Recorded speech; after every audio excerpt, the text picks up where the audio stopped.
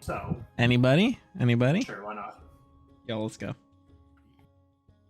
There, that might make you hear me better. Yeah. Yes. Okay, you know, my mic was behind my monitor. So basically, we got back from the road where we fought those wolves. People kind of separated for a bit. Some people went straight to a bar. Don't know what you're talking about. There was a pre-celebration at the fishbowl for I forgot his name. Leon, yeah. Bruh. For Leon. And then the next morning we had the funeral for Leon. And then they started the festival. And everybody played games. Some I of rolled us hit pretty our shitty. shots. Everybody has a bag of holding now. And everybody has what they want, I believe, for items. I got extra too. I got that And one. I think that's where we left off, was people finishing up their games. Actually, if I recall, I think we ended the session by Jared buying people drinks at the bar. No, we hadn't quite gotten there yet. Oh. Yeah, I think we he was- just finished games. I think he was doing the math on buying drinks, if I remember. Yes, I was doing the math. I have it all written down too. I Oh owe my 3 drinks to Rimshaw. Let's go. Food for Eris, preferably bread.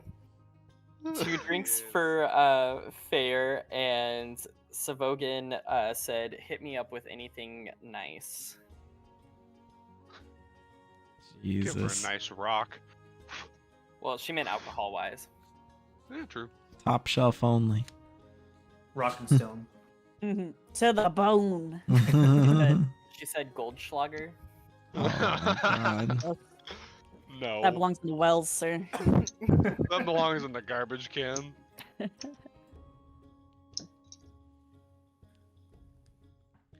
Yeah, so I mean that just about covers it except for the funerals. I said we had the funerals. Oh, okay. Yep. Oh, we did have that pompous asshole show up and start talking shit. Oh yeah, that dude. Fuck that dude. Well, I think about the only thing that Ryan left out was getting the shield from Becklin. That Eris Yeah. dropped on the ground. Wait, Hey, Eris her- dropped it on the ground? Oh wait, yeah, Yeah. that's right. I She's remember not that. statted in strength. Yeah. It was a little too heavy for me. She only has strength when it comes to carrying giant platters of food. Exactly. Motivation by food. Specifically bread. Bread. Yeah, a lot of bread. Also, there was a cloaked figurine at the funeral, and we Mhm. got the squire's name Darrett.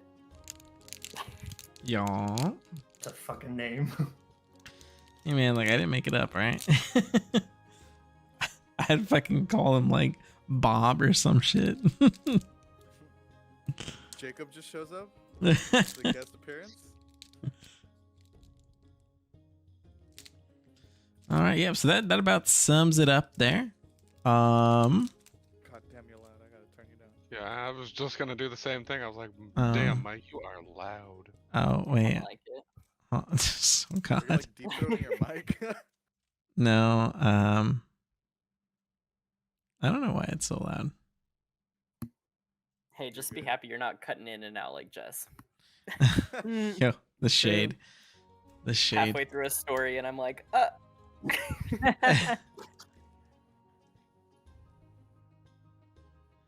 All right. Okay, so you guys just finished playing all the games, and Briar was running to the mayor's house to go get his bag of holding there. So as Briar comes back, I need everybody to go ahead and roll me perception. Oh no. And then a Trask appears.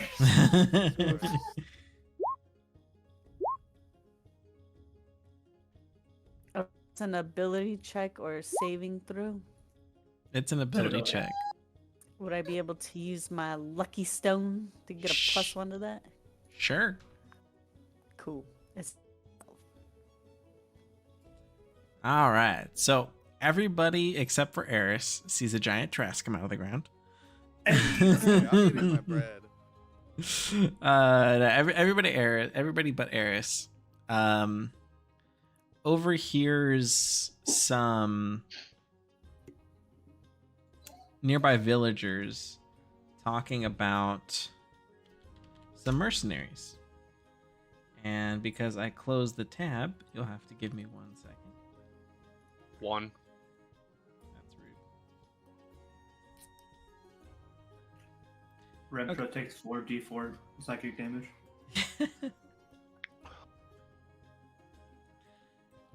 So you guys hear some nearby villagers talking about some mercenaries that are going to be at the Battle for High Hill, the reenactment.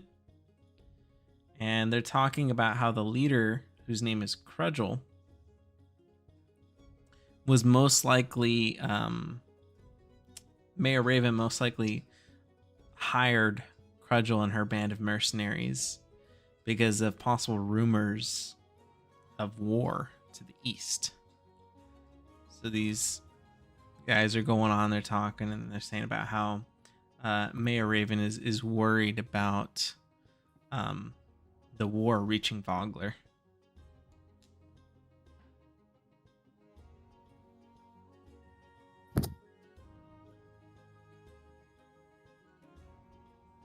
yes.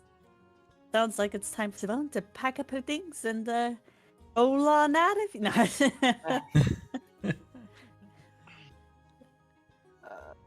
No. Shortly after you guys hear this,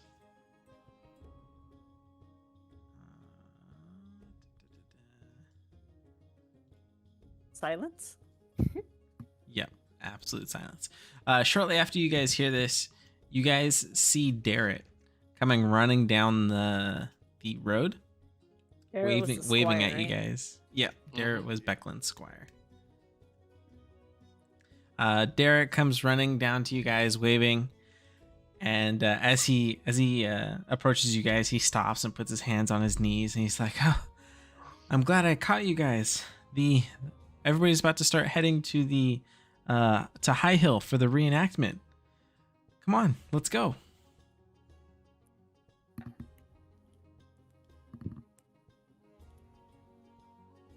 Very well. I take a drink with me. Yeah, I say, can I get a to-go cup on my beer? Sure. You guys are still in the Let's village go. circle at this point. Oh, And doesn't mean I can't run to the bar fast. True. Oh yeah, I forgot about my wand of wonders. Alright. Start following the wee lad along. Yo.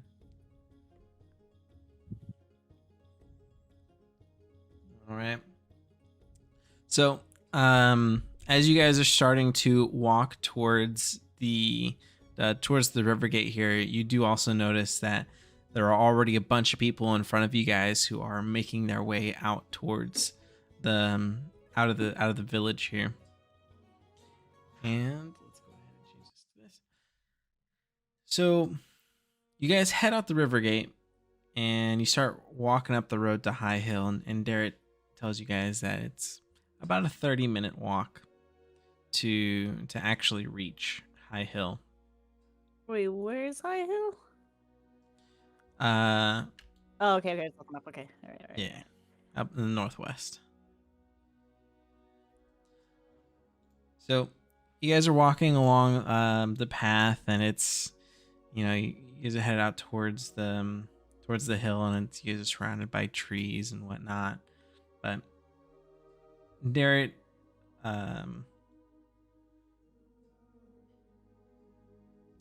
is basically just kind of running his mouth. He's just going on and on about knighthood and what he wants to do in the future. He wants to lead an army and typically, are very boyish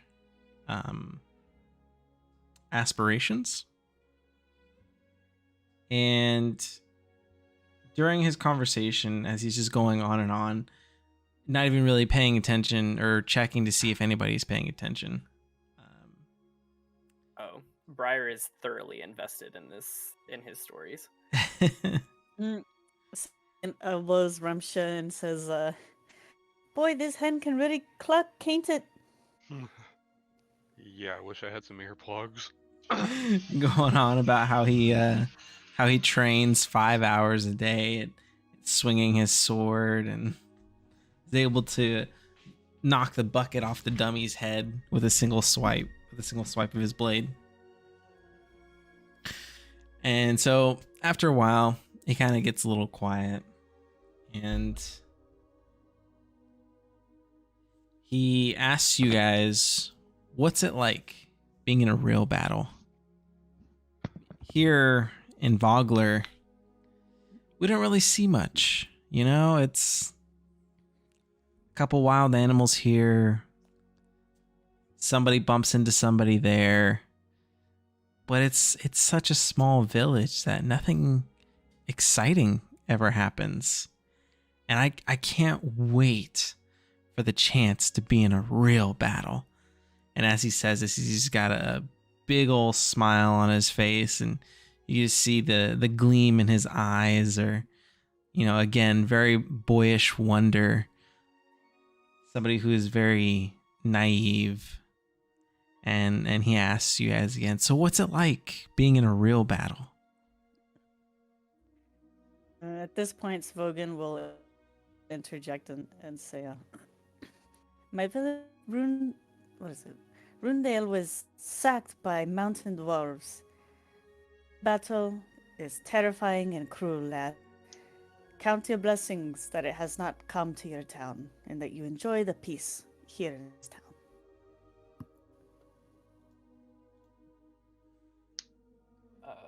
Briar steps up and says, "I don't do much battling.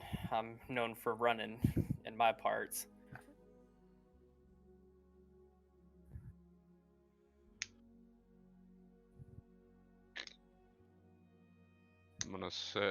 Ramsha's gonna say, battle, it can be a very gruesome and waiting task. Some people find joy in it, others, it just leads to pain and agony.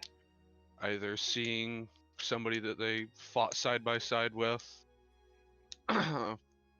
slowly die, or you have to take somebody's life, and that's not something that weighs heavy on one's soul. Or that weighs heavy on one's soul. I see. Whenever I think of battle, I think of being a hero. Being there to save everyone. And it just fills me with such joy. Being able to save my fellow villagers and lead grand armies. But what do I know? I'm still young. Aye, that's all well and good, but don't forget to mind your enemy's swords. After all, they'll be wanting to make sure your guts get some fresh air. Well, I do like my guts where they are.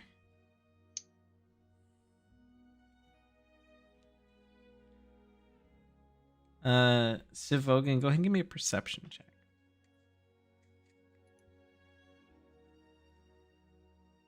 Perception.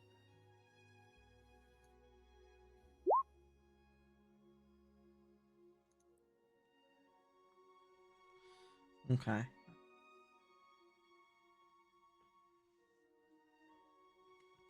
As you guys are continuing up on this hill, it's probably been about 15 minutes. You keep getting the sense of somebody watching you. And you look around every so often, trying to see, like, you just get this, like, hair that stands up on the back of your neck, and you're just like, somebody's watching me. I know it. And during this 15 minutes of you just talking with Darrett and listening and also keeping an eye on your surroundings, you do eventually catch the glimpse of a person who is walking not that far from you. They have a cloak on. The cowl is over their head, but it's not like, completely covering their face.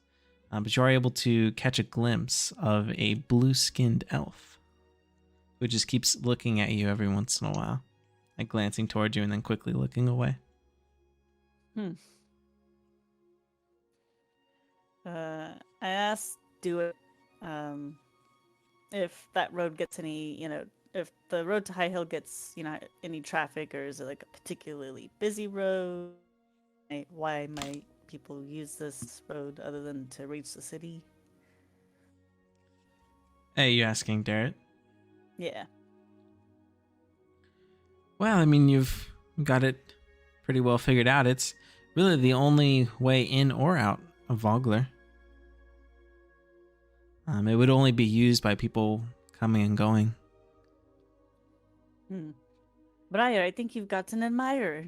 There seems to be a fellow tailing you in the back.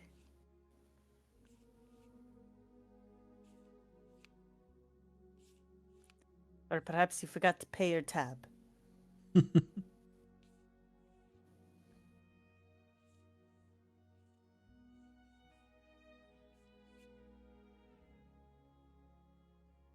Briar is stunned by the fact that he has somebody looking at him. Is he staring at me directly? No, at like different people. Not always you. Sometimes Savogan, sometimes you.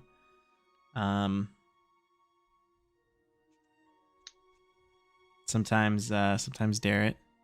They're just looking in your guys' general direction. Multiple times.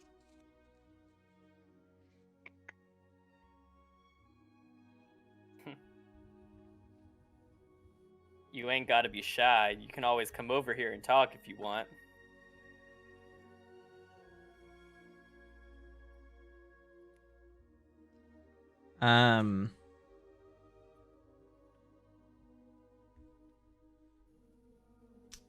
This elf will continue to walk. Will turn towards you guys, and Briar, you as they turn towards you, you immediately recognize this as the individual who came up to you during the, or I guess technically after the funeral ceremony. And she says, "Oh no, apologies. There's not many adventurers that come here in these parts."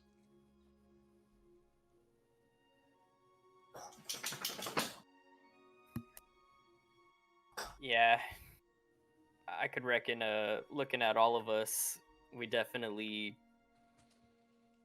look a little interesting, especially this guy, and I point to, Rimsha. Why is everybody throwing shade? Because you're So 8 feet tall. And? Sounds like a you problem that you guys aren't this tall. You said that this person was at the funeral and talked to me afterwards?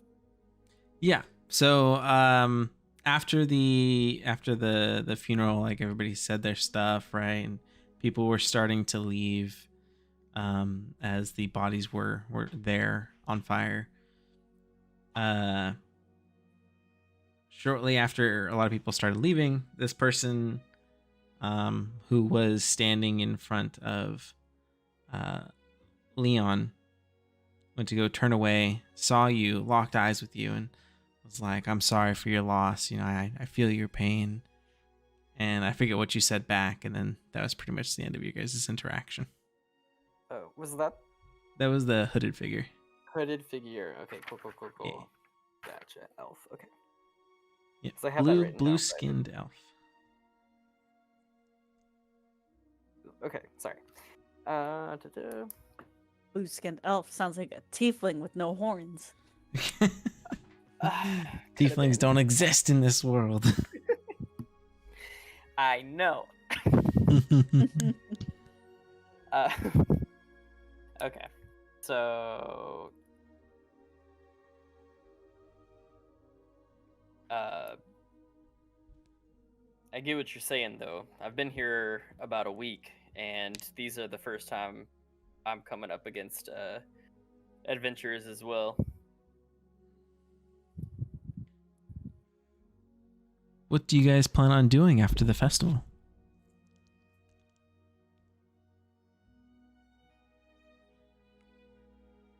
I look around.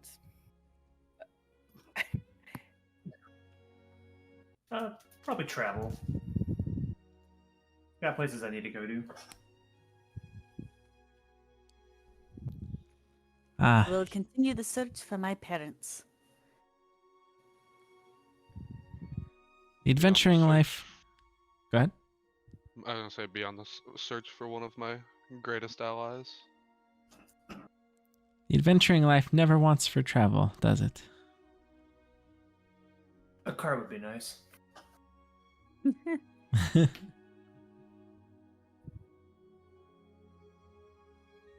who's gonna push it? Looks at Remsha. Looks at my money pouch.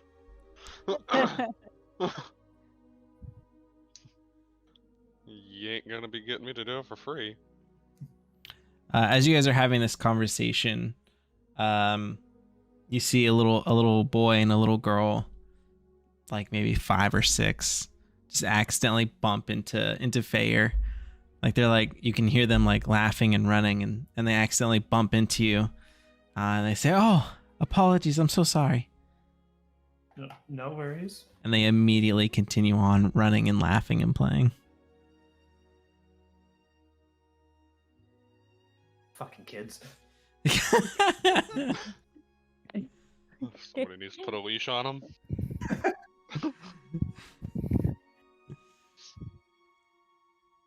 I hear this and I just look away. I'm like, "Ooh."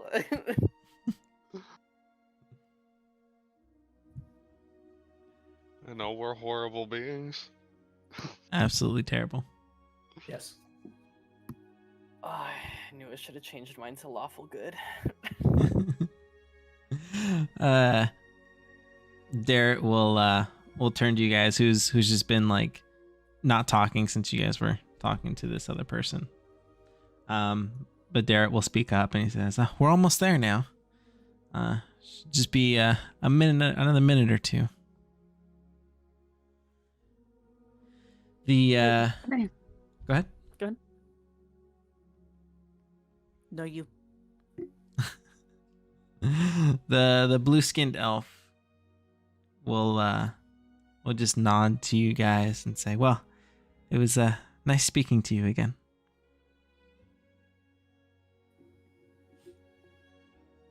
As to you, and then I tip my hat and continue on the high hills.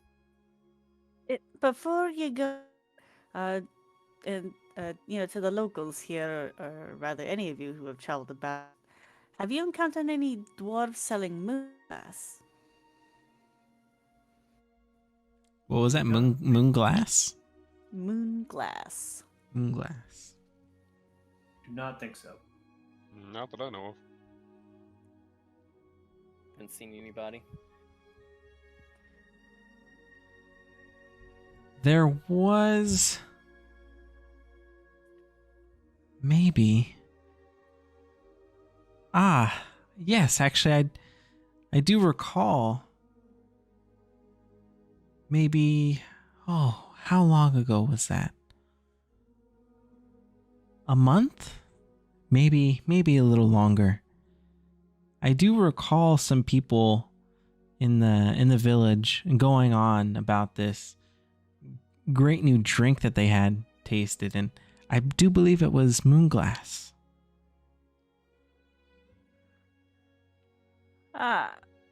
Well, that's unfortunate for me. I'm looking for For my penance, he sell Moonglass the metal ore, and I produce. I kind of like lift up the label on that's like. So what was that part you cut out? Which part did I cut out? Something about the ore. Oh, like I show the people walking like the ore that's on my. It's like an almost like translucent, basically like moonstone looking ore, like it's metal instead of. I see. Oh well, I do apologize. It wasn't quite the moonglass you were looking for, but maybe if you speak to Commander Cudgel. She's a dwarf, and she's been near here for some time at the behest of the mayor. Maybe she might know. Who's that commander? Who? Commander Cudgel. That's a Cudgel. And you would remember that was the person the villagers were talking about. Yeah, with the mercenaries. Mm-hmm. Okay. Oh well, thank you for the tip. My pleasure.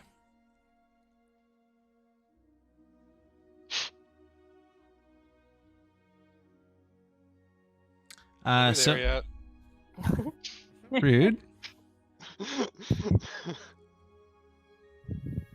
So you guys reach High Hill, and let me go ahead and do this. So, passing through the woods and the fields, Vogler's parade of militia members and town villagers, and the reenactment. What? Sorry. Whenever the elf is leaving, do I notice that she's making any eye contact with Eris? No. Okay, cool. That's all I need to know. Okay, I'm sorry. Finally reaches High Hill. The grassy slope is spotted with trees and crumbled stone fencing. Near the base, several dozen soldiers in matching armor stand in even formation. The contrast is striking between these mercenaries of the Ironclad Regiment and Vogler's militia, with their mismatched armor and crooked helmets. But it does nothing to dampen the spirits of those assembled for the Kingfisher Festival's climactic reenactment. And so you see the quote-unquote militia of Vogler is really, upon closer inspection, a bunch of villagers who have volunteered for this reenactment. Looks like there are some, what you might call guards there, but yeah, as you can see, their armor is all different size, shape, dents, scratches, especially when you compare them to the mercenaries, who appear to be very well trained and very well armed. Darrett says to you guys, I've been given the honor of leading our militia in this mock battle. And I was actually really hoping, I was really, really hoping if maybe you guys would be in the reenactment with me.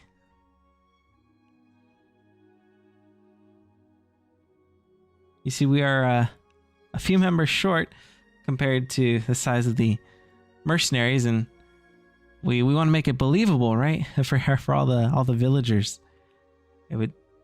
It'd be such a great honor if you guys can join me. I step up and say, why not? Could be a little bit of fun. I look at them and I say, do we have a script? Well, not really. It's just, you pick up your wooden swords and spears, and you just practice parry with the mercenaries. And after some time, the mercenaries will then start to run, which is what the Ishtar troops did hundreds of years ago, and that's it. Pretty straightforward. All right, sounds easy enough. I ask, are we gonna get food after this? Oh yes, there's Of course. quite the feast. I'm in. Quite the feast over at the Brass Crab afterwards. Eris is like, food? Say no more. Say less. Yeah. Me with Andre. Mm. Shit, I'll give it to Whittle. And what about you, Fayer? Sure. Why not? Great, grand, actually. I'm excited. Oh, I got the jitters. Gotta remember not to shatter some poor guard's kneecaps again. No, please don't. Just remember that one. Me fucking Hey, trying to explain to Darrett why you shattered some poor man's knees. Hey, as long as a druid doesn't accidentally almost TPK the entire party because we're not in a cave, we're okay. Thunderclap! Jared's gonna be like, "Wow, was that a real battle?" Hey, I'm not on a monk's side. The kneecaps shouldn't shatter. Mm-hmm. I'll never walk ever again. Savogan, you do catch out of your peripheral vision. You do see the mayor talking to a dwarf who is fully armored. Oh, so I like have time to kind of break away real quick. I mean, you do and say whatever you like.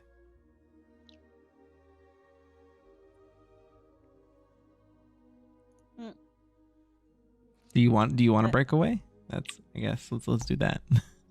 Yeah, it's like really quickly tell Briar that I'm gonna see if that's the dwarf command and jog on over there real fast.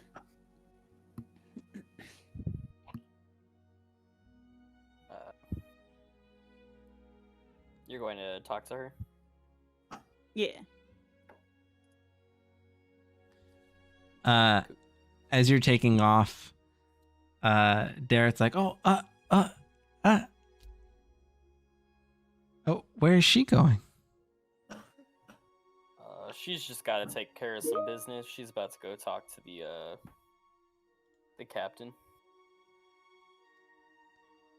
Oh, okay, well, that's fine. As some time before the reenactment. Come on, let's get into position.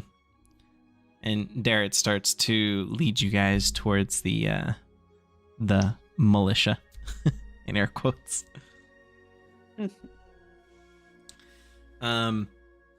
As you guys are heading over to the militia, and Savogan, as you're heading over to the mayor and the commander, all the villagers are starting to take their seats. There's some people have full picnics ready for this occasion. Other people are just dancing and singing with beer in their hand. There's quite a few space between the reenactment battlefield and the villagers. Probably about, I don't know, 75-ish yards. It's got a good distance. 50 to 75-ish yards. Savogan, you go running over towards the mayor, and as you start to approach, you just kind of hear over talks of, okay, and how long is this going to go on? When are your men going to know to back off, and what would you guys like to eat afterwards?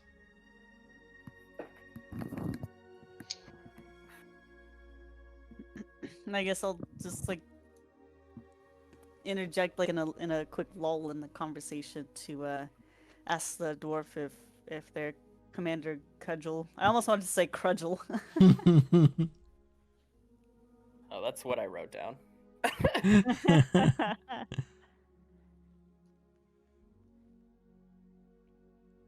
um, as Commander Cudgel is about to go reply back to the mayor, she sees you and she hears you. She goes, "Aye, that be me." I wanted to inquire if you've seen some dwarven merchants at some point selling moon glass, and I proffer up my trinket to show her what it looks like. So as you show her your trinket, you can see the recognition in her eyes, and she'll turn to the mayor, and she'll turn back to you and she says, "Please, just a moment. I just have to finish some business here with the mayor." Oh, of course.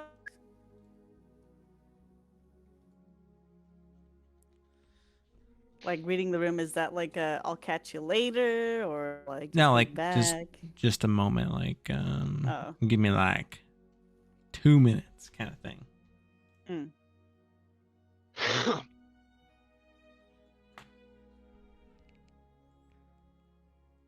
One second.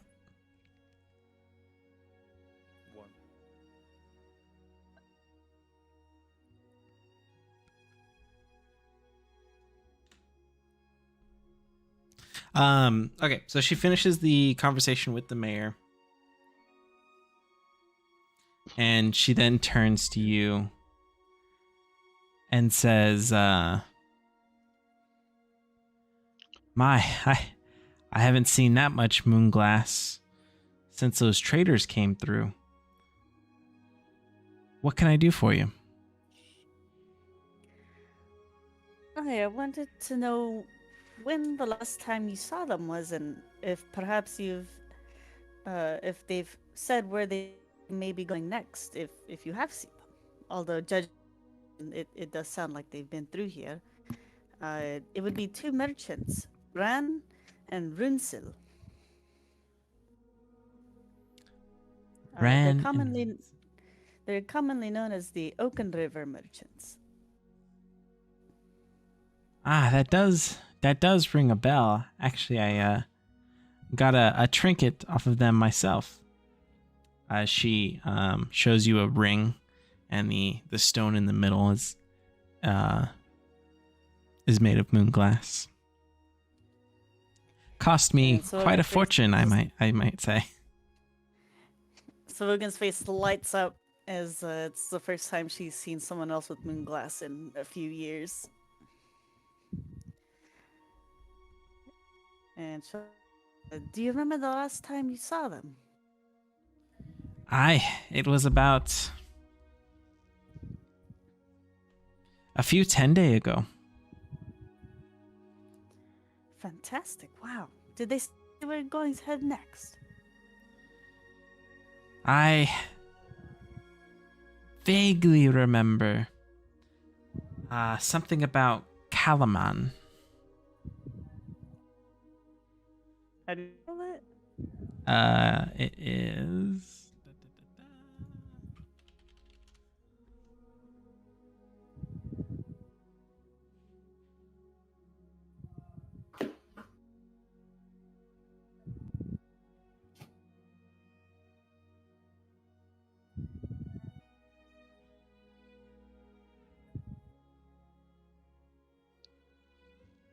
It is not that far from here. It is just up the river. About 3 days' walk.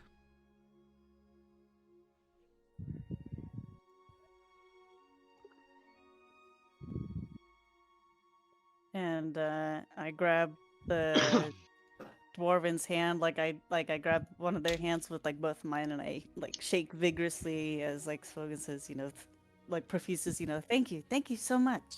Oh, it's across the river. My bad. Across the river. Across the river. Over the river and through the woods.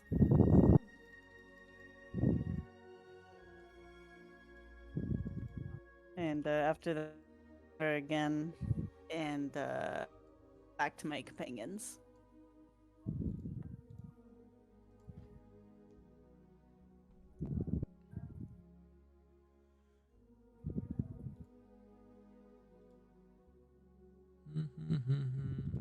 Okay. Okay. Yep. So you do that, and then you run back to your companions who are in the middle of this mock battlefield, and everybody is getting very excited for the reenactment that is about to take place here real soon.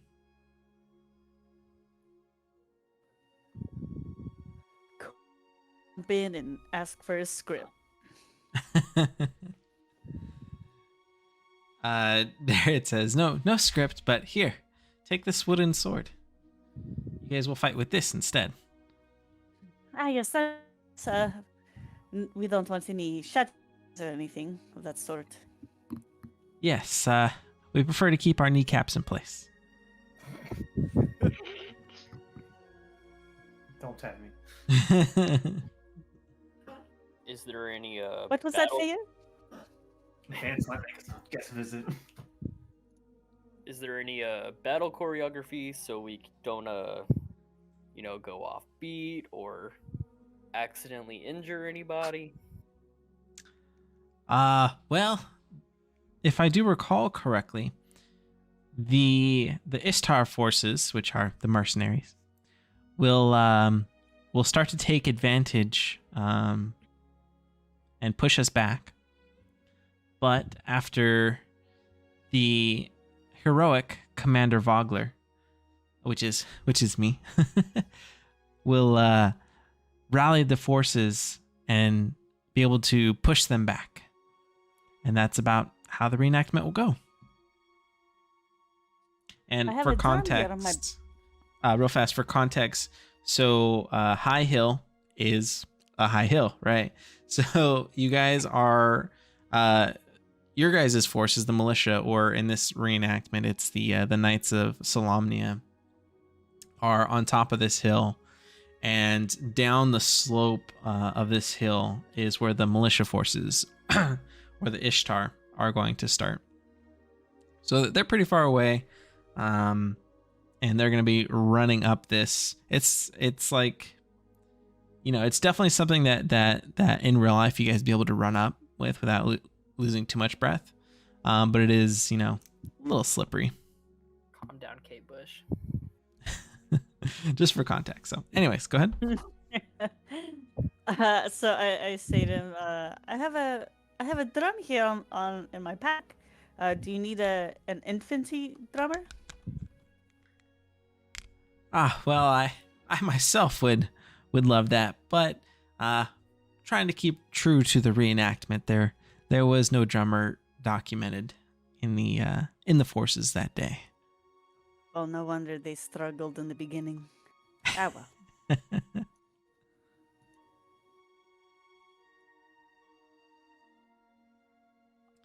All right. So as the forces, the militia there are starting to get even more hyped up, and you guys can see the villagers. They're starting to get rowdy. The mayor walks out in front of the villagers and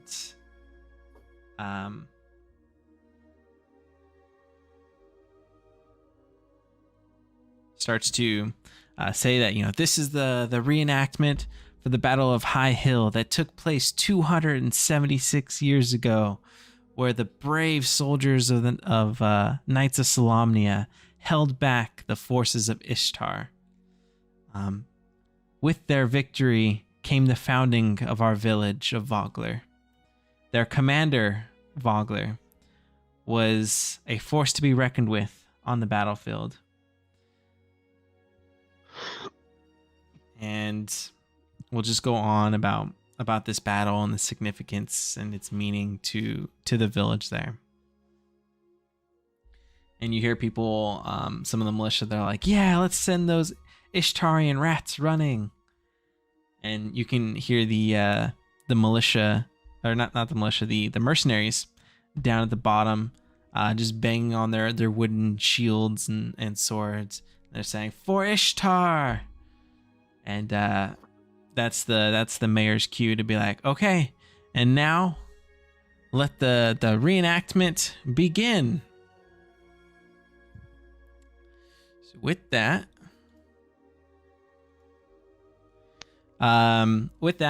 the two forces start running at each other. You guys' self included. Darrett Highwater, playing again as Commander Vogler, he says, charge!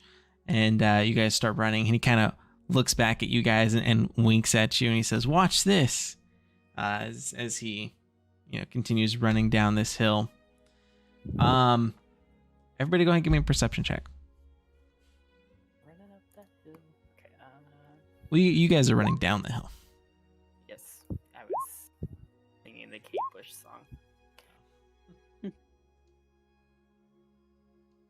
Why are my perception checks ass? Mine's not much better than yours. All right. So as the two armies are running at each other, you guys are just about to clash. Briar, you hear the unexpected sound of metal clashing on armor rings in the field. Silencing laughter and melodramatic boasts. A ribbon of red splashes over the grassy hills, followed by shocked screams. Any pretense of a reenactment shatters. High Hill is the site of a true battle once more. Within moments, all around you, the armed mercenaries attack unprepared villagers, fighting for their lives.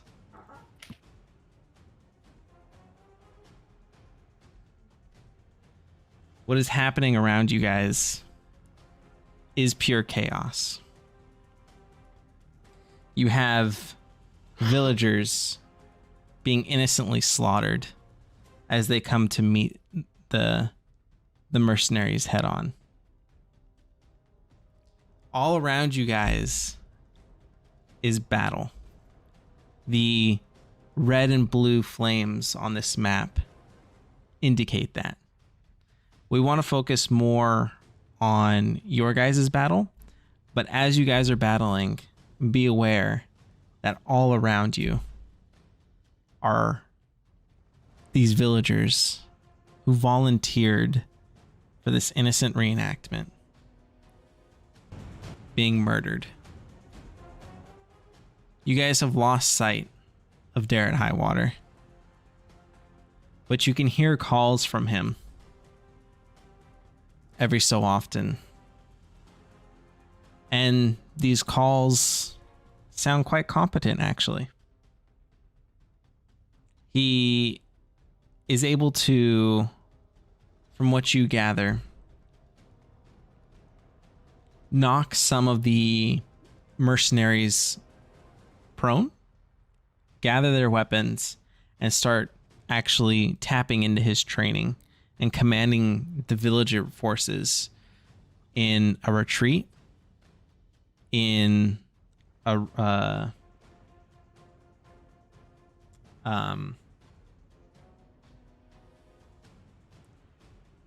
got the word I'm looking for, fight back, basically. And you guys, let me get your guys. Yeah, in a rally. Here you guys are.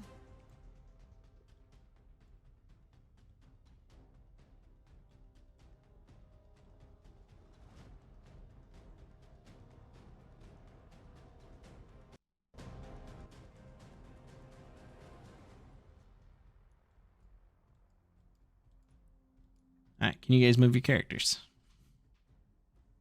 Yes, Yep. yes. Yes. We. Cool. Wait, wait. Oh, wait. I blame Jared fucking triggering flags. What a bitch. Okay. Get off war mode.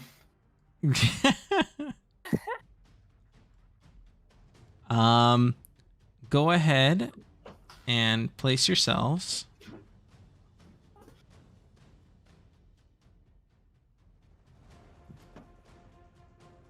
Somewhere in this box. Can I get a box to go with my ranch?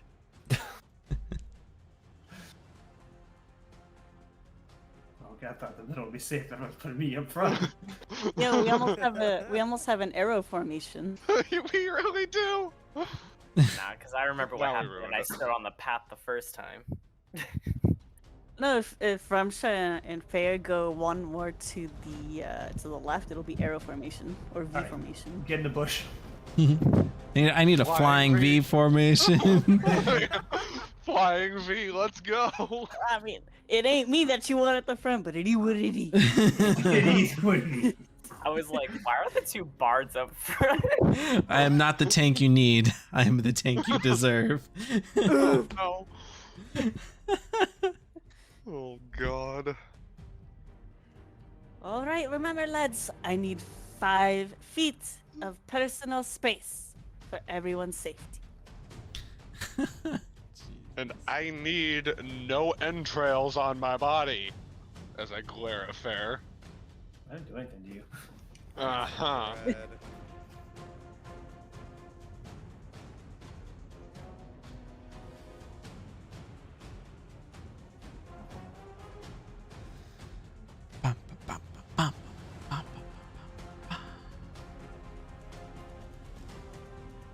Okay. Great soundtrack. Ambush. I'm not So- feeling it. Did any of the bards know motionless and white or anything heavy? Okay, so as this battle is going on around you guys in particular catch the eye. Not 1. Not 2. Oh, no. But Okay.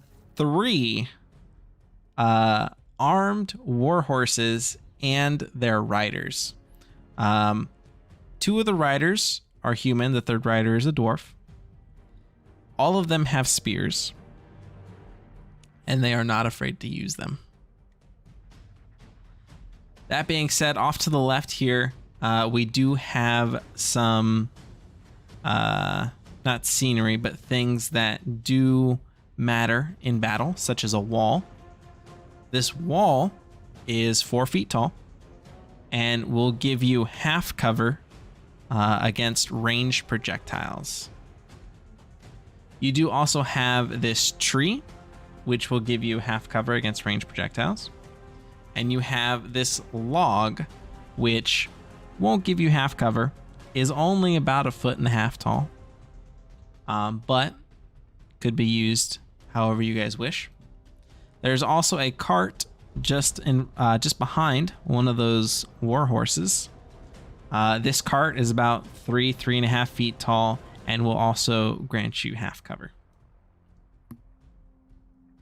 That being said, again, the flames around you guys are to indicate, a full scale battle going Assault. on. Yep, full scale assault.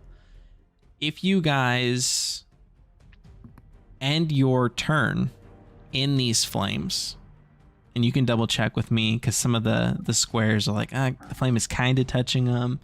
But if you guys end your turn within this flame, you are essentially getting really close to other combatants that are not a part of this combat, but will affect you in one way or another.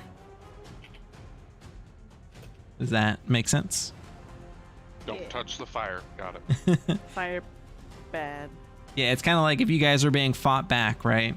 And you're focusing on the war horses, but you're walking backwards and your back touches that of another person, be it friend or foe, right? Then something would happen.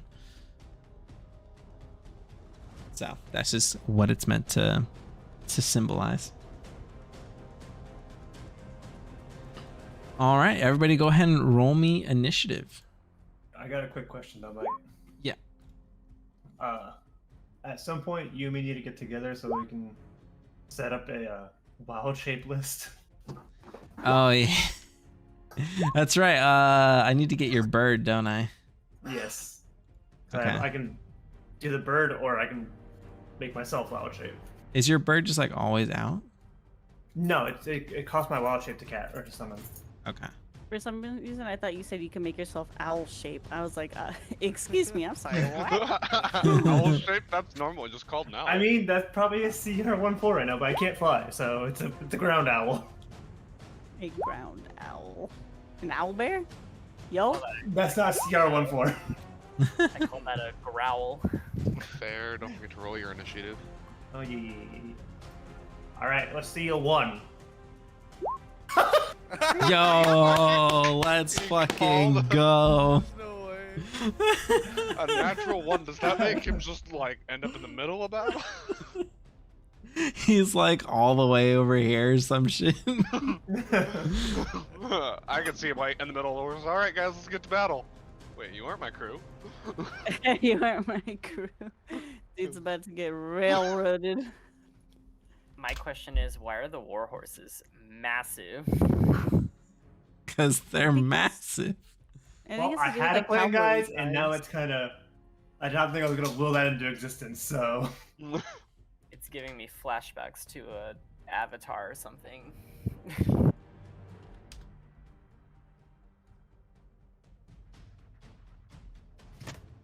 You know, the giant pretty horse that I shot from 120. Oh. That one was fucking massive. Yeah, that one is way more massive than these things. Okay. Well, Remshe, it is your turn. Can I like how visible are they from our position? Like, are they Very like, visible. super massive? Okay. Can I check to see if I can like spot a weak point? Like in their armor? Yeah. Sure. Perception check. Yeah, sure. Let's do perception. Would that cost an action to do if No. we choose to inspect? No.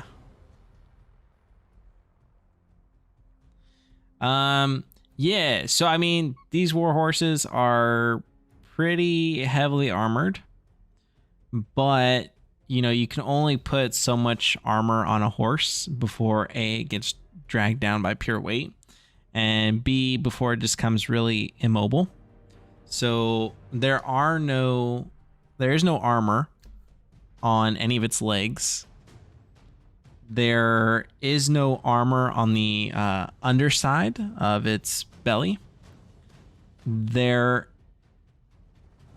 Most of the armor is on the mane, the neck, the face, and the butt of the horse.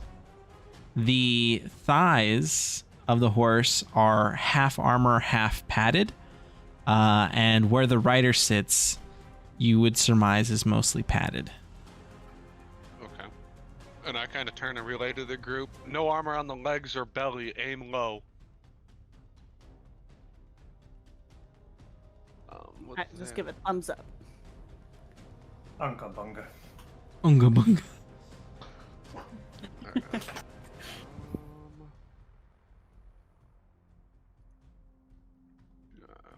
don't remember how to do this. Hold on.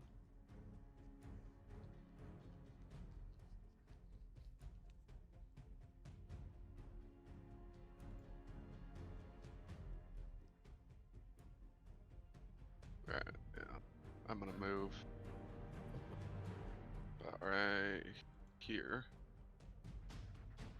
And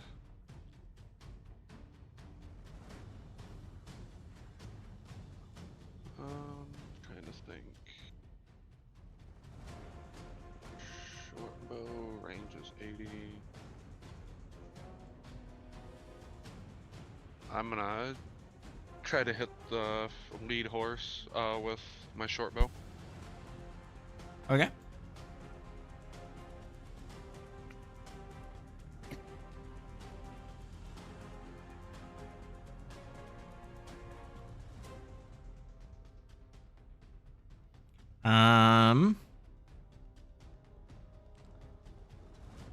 That will hit.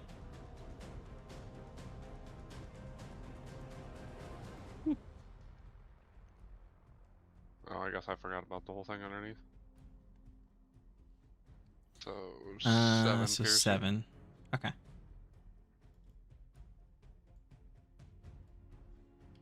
And then I think that's where I'll end it. Okay. Next up is Eris. I didn't roll a 5. Let's go. How much do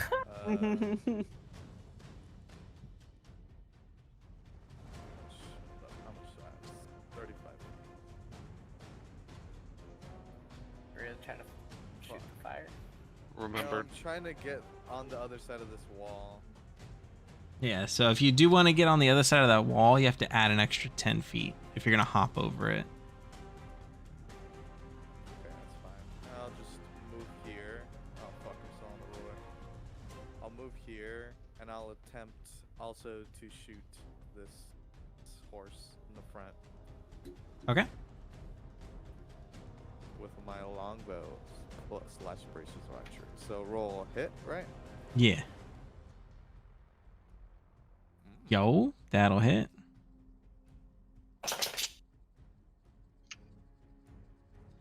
Ten damage. All right. So you're able to land an arrow, and near its chest area, that's able to get through its armor, and the horse, like gets up on its hind legs and neighs, and it starts fiercely kicking forward as it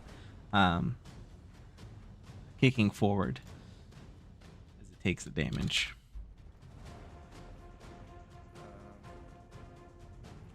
Can't do anything else, right? So I think I'm Gucci. Okay. That said warhorse will no. will charge straight at Remsha. Oh god. Now, as this warhorse charges at you, it essentially will it'll go right next to you as its rider goes to attack you with the lance or with the spear. Can I try to dodge out of the way? No, that's what the whole AC thing is. Damn. So let's go ahead and roll it. It does hit, dealing 5 damage. What is Okay, your... so my hit points never changed in Roll20. Do I just manually Yeah, I'm about to them? change them right now. What's your hit points? My hit points are 18. I mean, I'll be at 13 where I'm at anyways. Yeah. Fair, what's your hit point? How many hit points you got? 16. Eris, how many you got? 15. Savogan? 18. And Briar. 20. Oh, you're changing. Okay, cool. Yeah, it is. Okay. Savogan, you're up. All right. So I'm gonna. Wait. Where's How are the horses? Or so, the horses obviously have riders, right? Yes. How are the horses looking? Well, only one of the horses have been hurt, and that's the one near Remsha. Okay.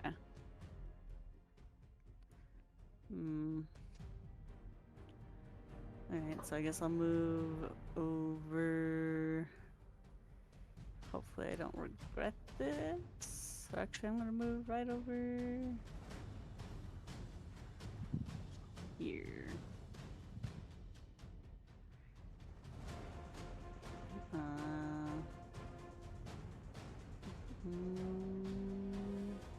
Actually, no, I'm gonna move behind this log.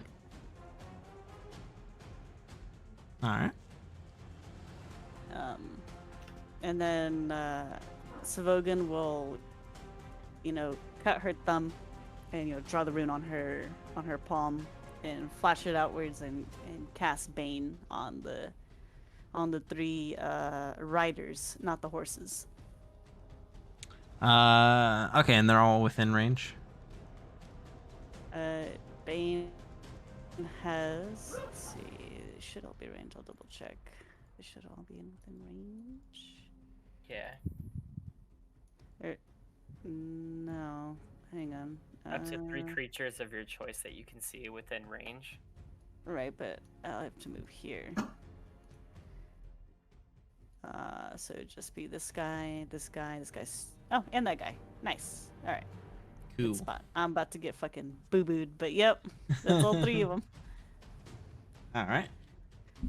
Will that be your turn? Yep, and they just have to make a charisma saving throw. Oh, okay. And what's the DC? 12. The only one that fails is the one next to Rimsha. Okay. So, yep, the target just rolls a d4 and subtracts that number from the attack roller saving throw. Okay. And that'll be the end of my turn. All right. So next up, we got this warhorse off to the right. Will immediately go charging right at Savogan.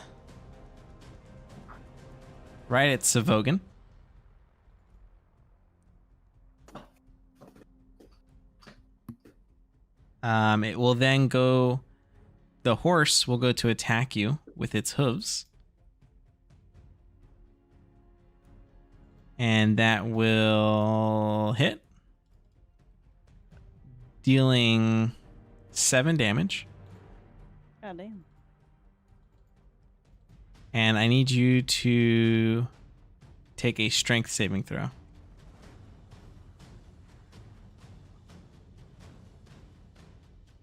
Alright.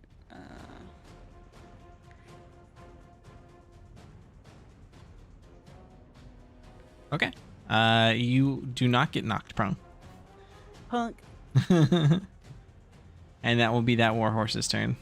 Briar, you're up. Alrighty.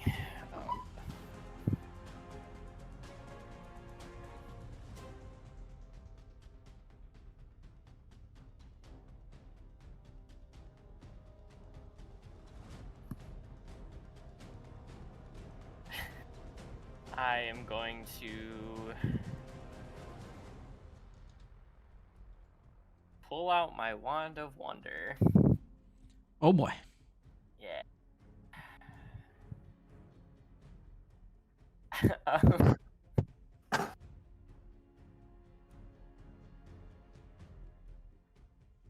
I will cast my Wand of Wonder on the one closest to Rimsha.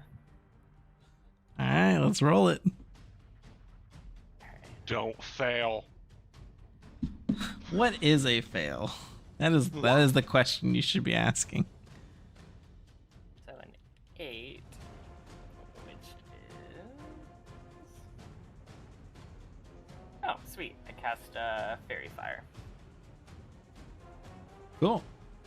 So, the Rimsha, you see the horse in front of you get lit up in purple flame. Or I guess it's technically Briar's choice. You want green, blue, or purple? Purple. Yeah, let's go. And it has to... Oh, does it have to make a dexterity save? No, right? It just says it does. It just happens. Oh no, it is a dex save. Okay. It's a dex save. Okay. And it's 15. Yeah, deck save of 15. He fails. So he gets lit up in purple flames, and basically you now have advantage against this creature. So you do get your sneak attack damage. Yeah. So that counts as an action.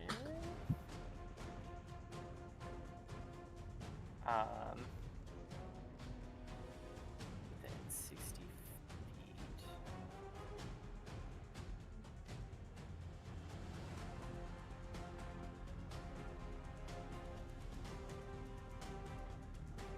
Yeah. Okay. So after doing that, I'm going to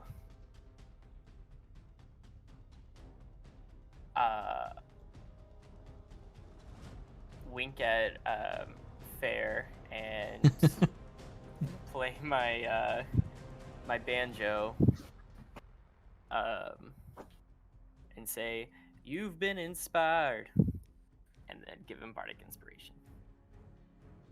And then that will end my turn because that's my bonus action, and I don't want to move. All right, Fair, you're up. Okay. How far away am I from this thing? That's definitely within range. So from this point here, Mm-hmm. I want to cast Entangle. Ooh, okay. So in that 20-foot square, I want to cast Entangle.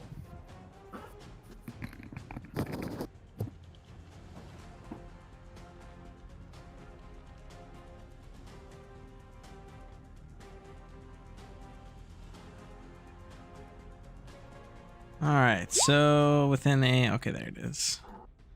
Casting one action, range 90 feet, square feet, up to 1 minute. Grasping weeds sprout from the ground, 20 foot square.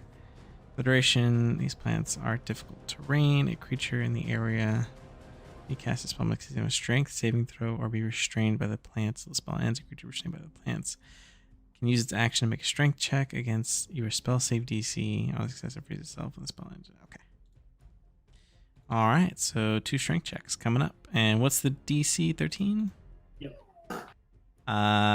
So the one that Savogan is next to gets grasped by the vines, but the warhorse in the back is able to dodge it. He's still in rough terrain, though. Yeah.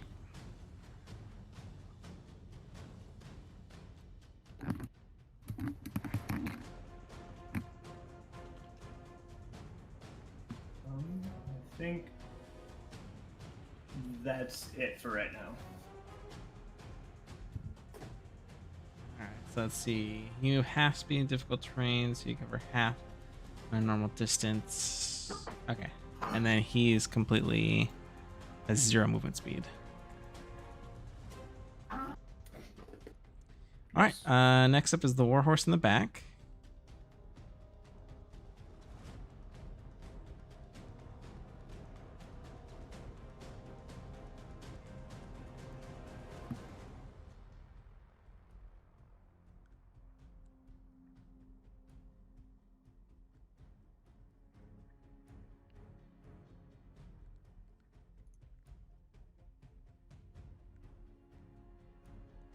I'm not liking how you're stopping on that square, Mike.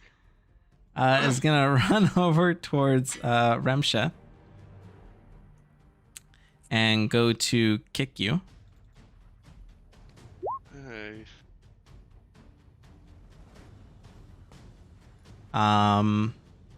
But will miss. Oh, thank God. Next up is your turn. Real quick, like, so, because these icons take up 4 squares, are both of those considered within 5 feet? Yes. Alright, I'm not going to move, obviously, but I'm gonna cast Sword Burst. Okay. And hold on, I gotta remember what Sword Burst does.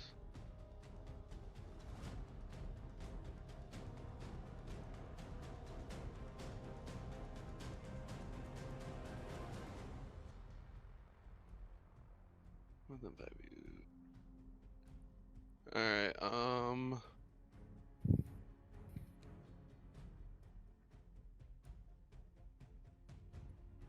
so is this, it says here you momentarily create a spectral blades that sweep around you. All of the creatures within 5 feet of you must succeed on a DC saving throw of 1d6.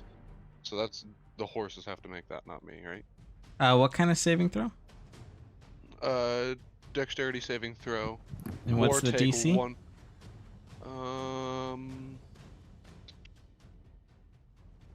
give me just a second. 12. 12. Okay. And then if they fail, what happens? Let me go back. It doesn't say anything if they fail, but it says or take 1d6 of force. Oh, they take 1d6 of force damage. So if they fail, they take 1d6. Sword burst, right? Yep.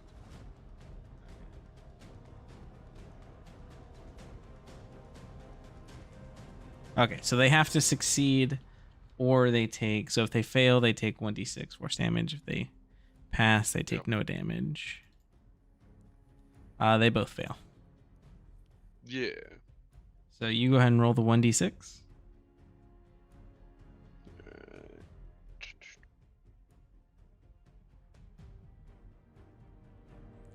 4 damage. Yeah. All right, so the horse that initially ran or jumped next to you, and the one that hit you with the spear, is looking pretty messed up. You can see that the armor piece that was around his neck has been completely blasted off, and has left some pretty nasty gashes near his neck as it got torn off from your sword burst. Then I'm going to attack the one that charged me first with my short sword. Okay. Now, the sword burst costs an action to do. So, It are you says doing at this will. as a? Huh? Oh, hold on. The thing said at will. Yeah, at will, but it Oh. costs 1 action to do it. Okay. It'll be my bonus action then. Okay. So as your bonus action, you're going to attack with your dagger, so you don't get the plus to damage, but you still get the plus to the attack, which makes it a. That was for, I rolled for my short sword. Not Oh, the your short dagger. sword. Sorry. Okay. Yeah, so your short sword. That was a 9. Fortunately, not enough to hit. Yeah. All right. I'm just gonna. Let's see.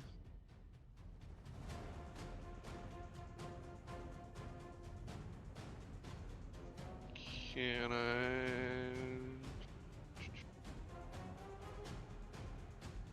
I disengage?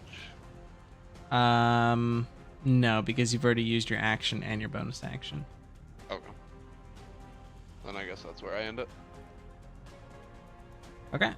Eris, you're up. Fuck, everyone's so damn close to these guys. You act like I had a choice in the matter. So Bogan, Yeah. you guys are both 5 feet away, right? Yep. Yeah, they're both 5 feet away from the enemy. So I'm not gonna cast that because that would be a bad idea. I'll just try to lighten the load and I'll attack this. I'll shoot an arrow at this one. Okay. Action. Jesus Christ. Unfortunately, that will miss. He gets advantage because it has fairy fire, right? Yes, that's correct, actually. I forgot about that. So we're going to go back I in didn't- time a little bit. And Eris, that still misses. But Remsha, go ahead and give me another short sword attack. Alright, I was gonna say I forgot about that. Yeah, don't worry. That won't still fail. misses. A whole lot of good the fairy fire did. You're welcome. And then I'm gonna move here. Is your guys' AC on your characters up to date? The blue number? Yeah. What? Yup. The blue number on your character is 13. Is that what it also says in D&D Beyond? Your AC? Oh, what's your AC in D&D Beyond? 14. 14, okay. Samesies. There we go. So, and then you're gonna move back there, you said? Yeah, I'll move here, and that'll be it for me. Okay. Okay, so the warhorse that has a gash in his neck is going to try and attack Remsha. Again with the hooves.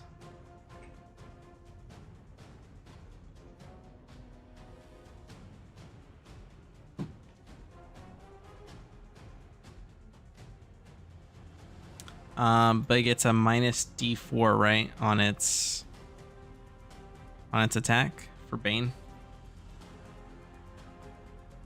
Yes. Yes. Okay. On its attack roll. It's still gonna hit. Dealing 8 damage.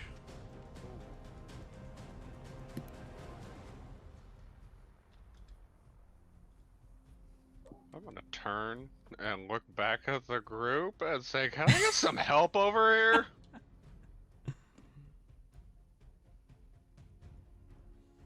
So Bogan, it is your turn. All right, I got a question. I have for an the answer. If I move to this spot here, would that provoke an attack of opportunity from the icon I'm moving around? No. Cool. So I'm gonna do that. And then I'm gonna go on. I pick up some fine gravel off this dirt road, and I just start singing, "Go to sleep, fuck right off." Oh wait, whoops, not that one. Thunderclap. Let's go. I'm gonna go ahead and roll the 5d8. Why is it red? Oh, because you I'm rolled a at one. 1 on one of the die. Yeah. Okay, so creature is a match roll number 5d8, so hit points. And are you targeting? So my line starts right here, and it goes to basically these two. Oh wait, 20 feet. Yeah, 20 feet. So it'll hit. Bam. There. It'll hit both Okay. of them. And I'll target the. Well, no, it's determined in the thing there. Yeah, by whoever's HP Yeah, is has the HP lowest. first. Yeah.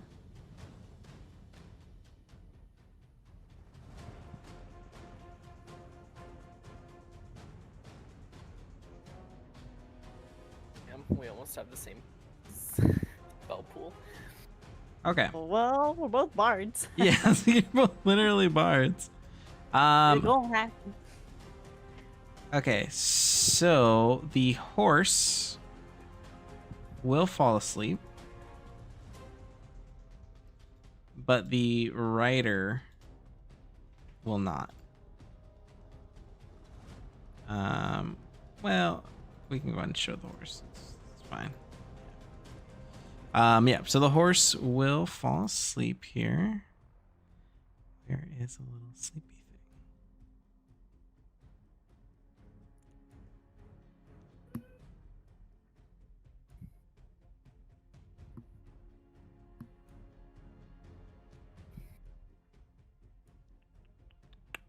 Yeah, we'll just use this one as a sleepy thing. Sure. Okay, yep. So the horse is asleep, the rider's not, and everybody else is unaffected.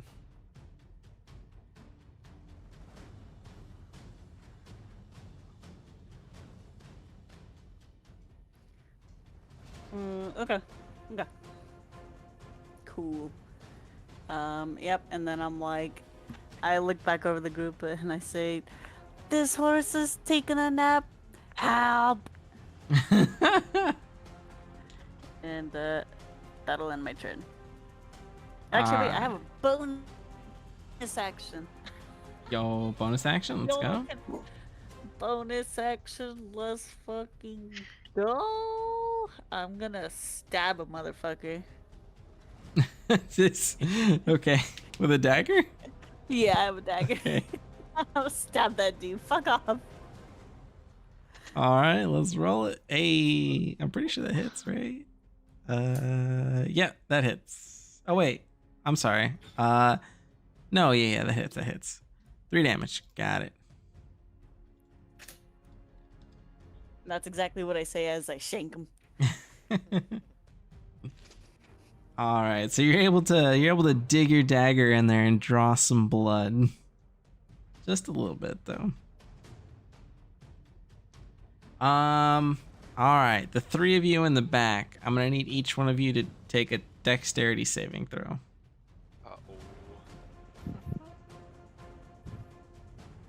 Good thing I'm proficient.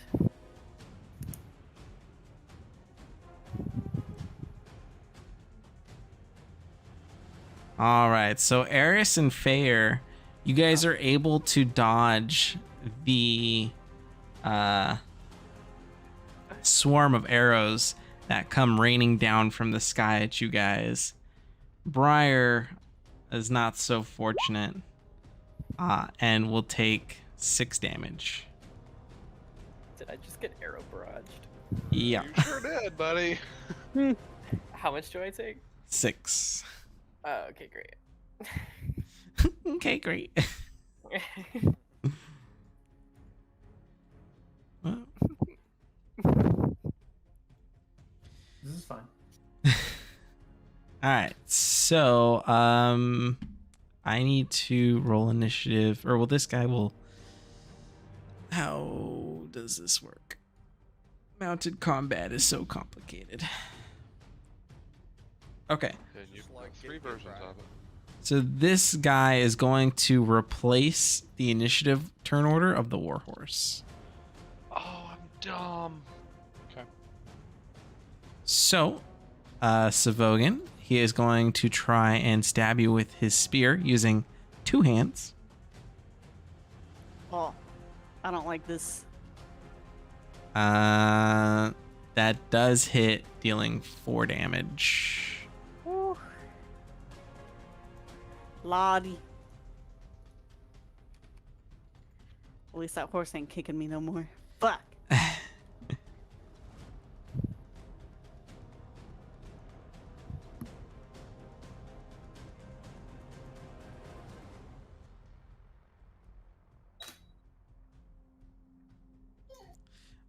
And that will be the end of his turn.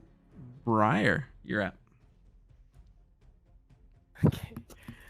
Oh god, okay.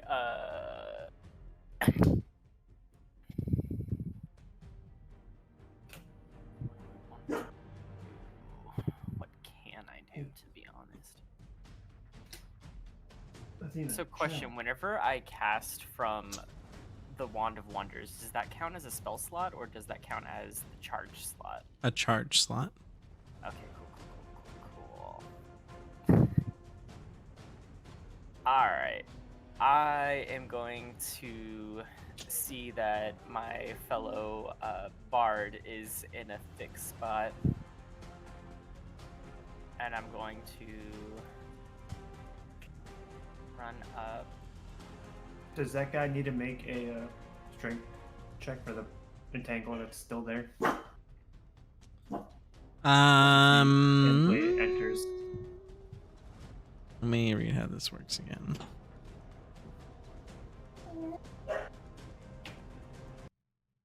It's only when you cast the spell that they Okay, I have thought to. it exists and they have to walk through it. Yeah. So it creates these, and for the duration, these plants turn the ground into difficult terrain. A creature in the area, when you cast the spell, must succeed on a strength saving throw or be restrained. A creature restrained can use its action to make a strength check to free itself.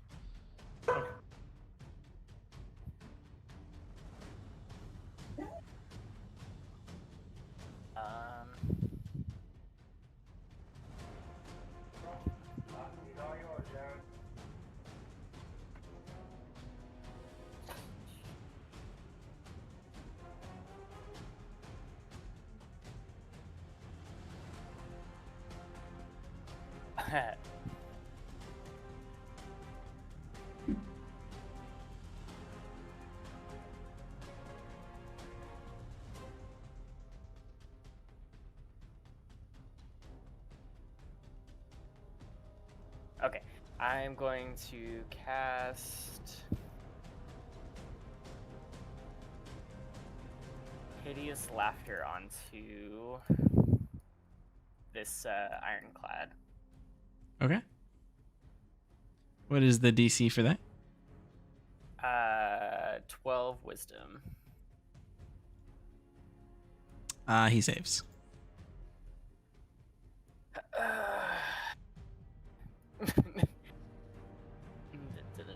And then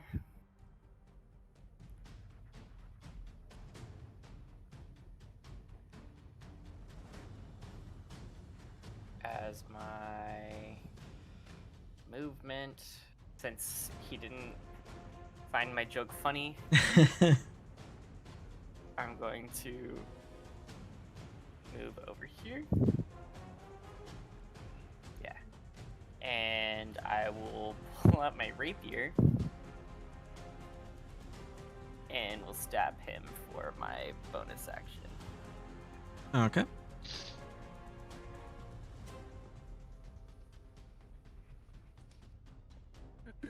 Let's go. I'm actually a fighter. Let's see. Actually, does the rapier have the light ability? Pretty sure it does, but just want to double check. Wait, it does? No, it doesn't. No, it doesn't. Okay. Does it have to be a dagger then? Yeah, Has the so light- it has to be a short sword or a dagger or anything that has the light property. Okay, so ignore that. Or would the on hit still be the same, or do you want me to re-roll that? No, you can't do it at all. I see. Yeah, if you want to as a bonus action, if you want to attack, it has to have the light property. I see. Otherwise, it takes a full action. Okay. The light. Because I'm sorry, your hideous laughters, was that an action or a bonus action? That's an action. Oh, okay, that's an action. Yeah. Yeah. So even if I have a dagger, I wouldn't be able to do it. Yes, if you have a dagger, you can do it because the dagger has the yeah, I light have- property. Cool. So I have a dagger. That's why I was asking if I needed to re-roll my to hit with the dagger. Oh, is it the same? +3. Yeah, it's the same +3. Okay, so yeah, you're fine. But you don't get the +1 to the damage, so you would just roll the d6. Just roll the d6 or the d4. Yeah, d4. So 2 So- damage. Sorry. Okay. Yeah. So similar thing to Svogan, you're able to find an opening in his armor and draw a little bit of I poke. blood. And then Lick. that's my turn. Fair, you're up. Okay. Okay, bye. So is this horse dead? It's asleep. Okay. I mean, does Fayer know it's asleep, or does Fayer think it's dead? He just saw it fall over. I yelled out that it took a nap. She did. I said that on very purpose. Okay, so that is.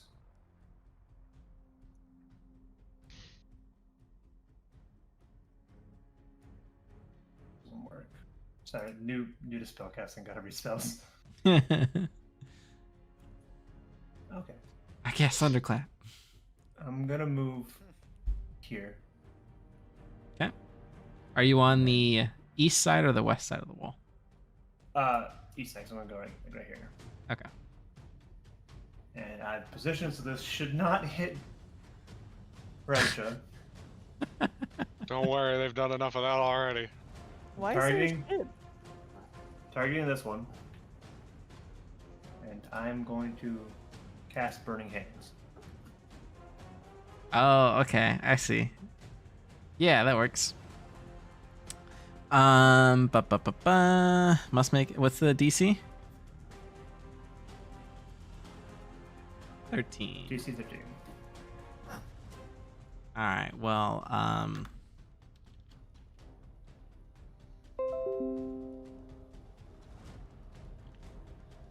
he got a 14, so he passes. So he takes half damage. So he takes half damage, which would be 4.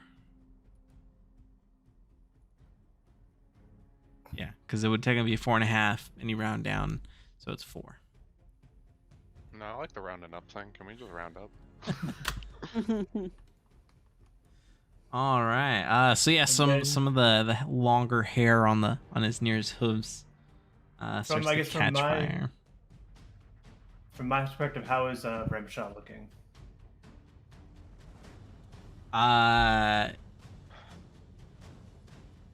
Ramshaw, you want to describe how you're looking? I am very fucked right now. I am in very rough shape. So I moved. I'm just gonna check.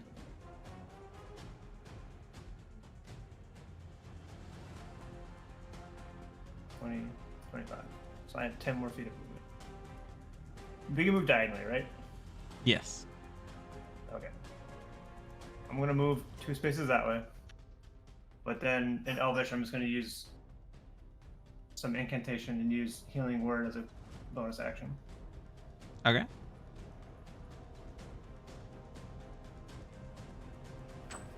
Healing 7 to Ramsha. Let's go. But that is it, because I'm out of movement and I'm out of. All right. So this bad boy, is gonna run straight at Fair upon seeing the actions taken. He will get an attack of opportunity from Ramsha though, so let's go ahead and do that. Alright. We are going to use my short sword. That does hit. And then it's just 1d6, not the +3 or anything, right? With the attack of opportunity, you will get the plus. It's only on your second attack for unarmed attacks, unless you're a monk. Yeah. Then you get it because monk. So 9 damage. Okay. So yeah, as this warhorse just takes off, you're able to swiftly turn around and give it a big old gash along its back hind legs there, and it yells in pain and stumbles the rest of the way towards Fair, but is still able to stay on its feet. I turn back and say, I loosened him up for you. Thanks for the heal. Looks at my quarterstaff like, I got a stick. I got a stick. Should be interesting. That's not true. You got a stick and a dream. A stick and a dream. Let's go. The warhorse that. will attack you. It says, dealing 9 damage, Jesus. and I need a strength saving throw.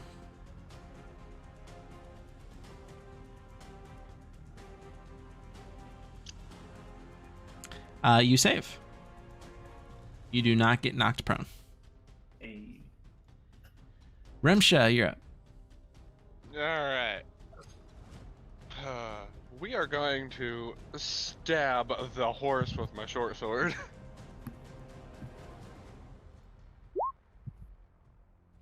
That'll hit.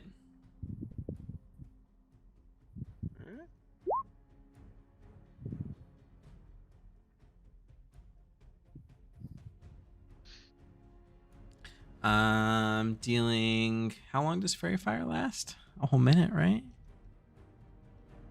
Sleep, I think so, entangle, if I remember Fairy correctly. Fire. Yeah, concentration up to 1 minute. Let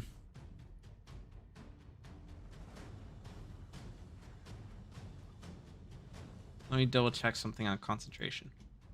Yeah, it would break if I use Hideous Laughter. Yeah.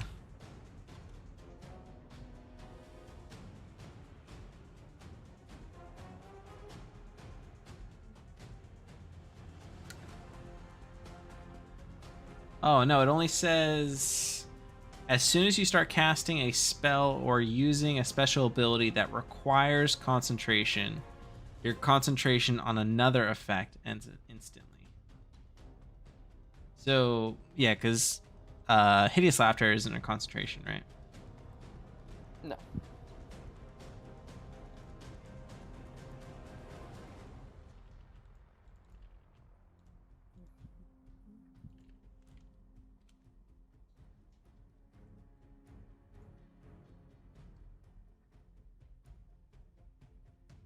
Oh.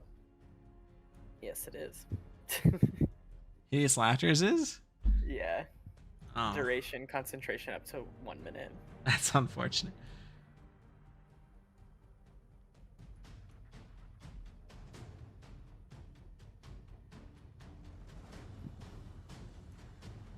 Okay.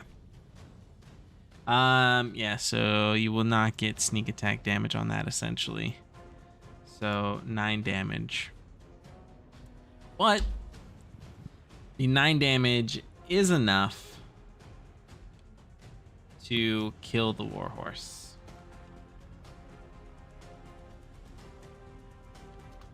However, its rider is able to adeptly dismount and immediately get ready to attack you. Alright. Let's see. And I realize I probably shouldn't have deleted the horse. I am going to I first. think it was a 16. Yeah, first I'm gonna no, I'm not gonna do that. I am just going to move. Do I have to disengage from him or no? Only if you don't want an attack of opportunity. Hmm. But since he is on the other side of the wall, he will swing at disadvantage on that attack of opportunity. Right, because I was going to move back to help Fair with the other horse. Yeah, I think I'm still gonna do that.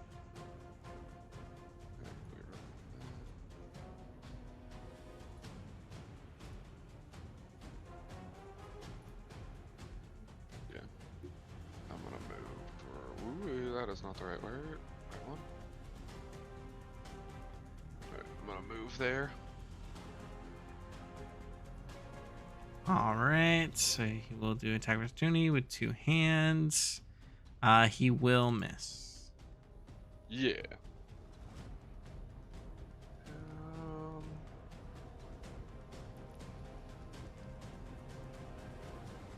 I've used my action, I've moved. Oh. I'm gonna use Sword Burst Okay. as my bonus action. I don't think he's. Yeah. Okay. Well, no, that'll hit Fair. It's only got a 5-foot ring. Oh, it's 5 feet. Okay, I thought it was 10. It's a DC Alright. 12. Uh, Dex 12. Dex 12. He does save. Damn. Alright. That'll end my turn then. All right, Eris. Okay.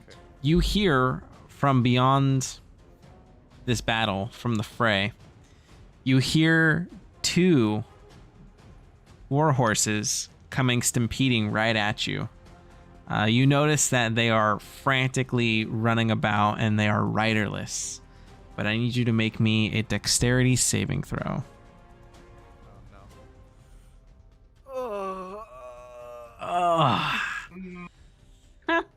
Unfortunately, you were not able to dodge these war horses as they trample you, dealing 6 damage and knocking you prone.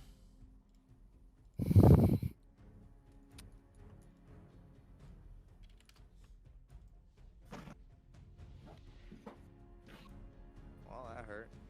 So being prone means that you're laying on the floor.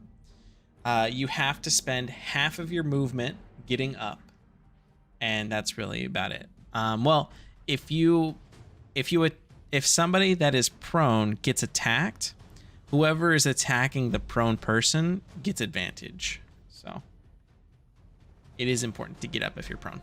Yeah. Also, one last thing is,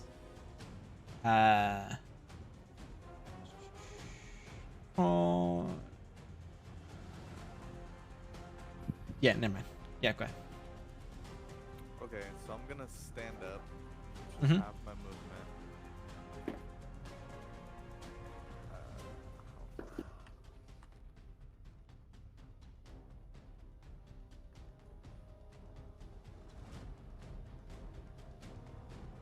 Okay, I'll move here.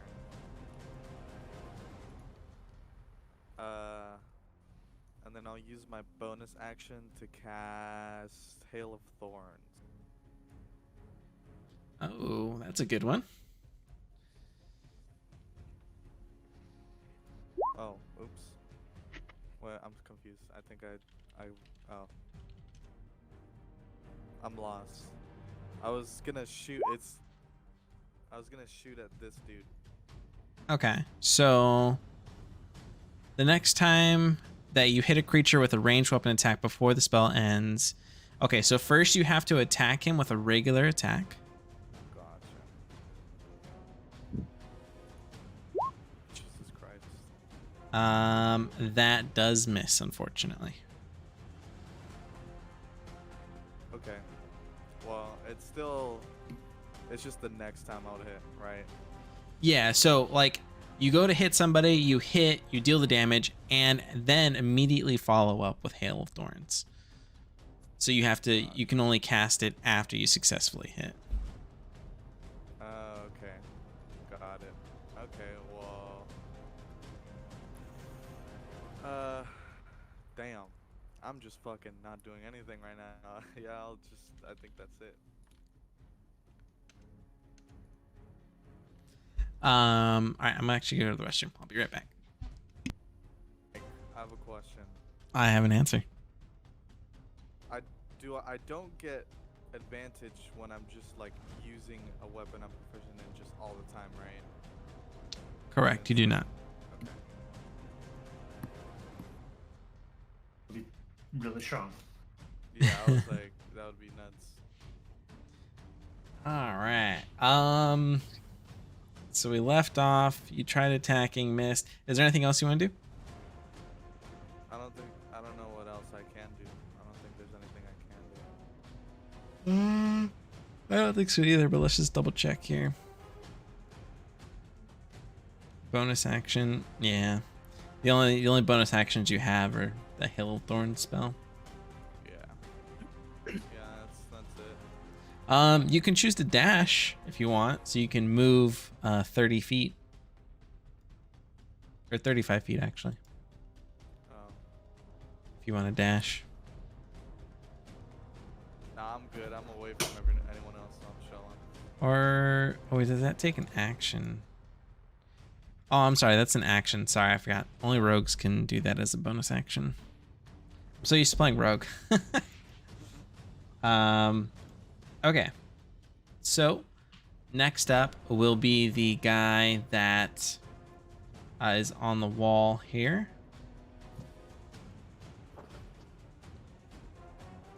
He not quite enough. We'll go over here. And he will go to attack Remsha with his spear, two-handed. Can I use a reaction as he's trying to attack me, or is it only in combat?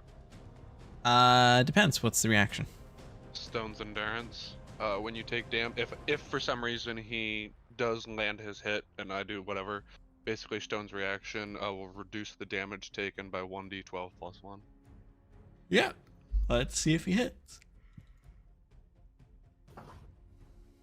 He misses, actually. Let's go. And that'll be his turn. Savogan, you're up. Alright, so Savogan's kind of fucked up from that kick from the horse and the stab from the spear, so she's like she like loses on her feet a little bit before she just like slaps herself in the face, and then that slap heals her for 3. 3 damage. I mean, self-motivation. Okay. And then I shank the rider again. All right, go and roll it.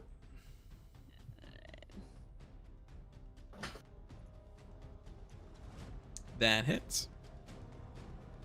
2 damage. How's that rider I've been sticking looking like? So he's been stuck thrice now by a dagger, drawing a little blood each time. Although this time, he starts to wheeze after you stab him, and coughs up a little blood. Good. Okay. Alright, cool. All right. Next up, we got that rider, who will then try to stab you right back. That one does hit, dealing 7 damage. God damn.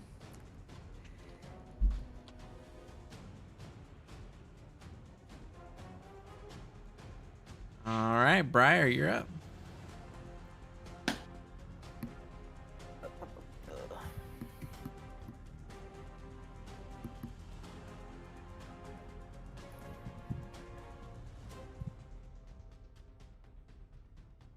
Two spell slots left.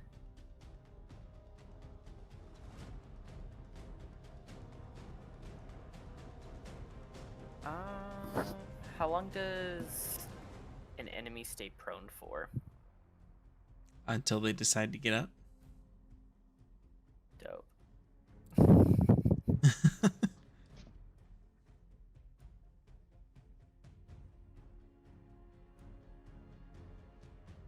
is... Okay, so that one goes after Savogan anyhow. Okay. I'm gonna try Hideous Laughter one more time. All right. Just gonna waste all my spells. DC 12 on the guy in front of you guys. Yeah. He fails. Yay. All right. So what does that do? A creature of your choice that you can see within your range perceives anything as hilarious or funny and falls flat. If the spell affects it, the target must succeed a Wisdom saving throw, fall prone, becoming incapacitated and unable to stand up for the duration. Oh, okay. So he's just fucked. Oh, and a creature with an intelligence score of 4 or less isn't affected. Oh, almost. His intelligence is 5. I'm just kidding. It's 10. At the end of each of its turns and each time it takes damage, the target can make another wisdom saving throw. The target has advantage on saving throws if it's triggered by damage. Cool. All right, so you guys just immediately see this human military man just fall over, dying of laughter, literally, as he starts to cough up more blood from the laughter.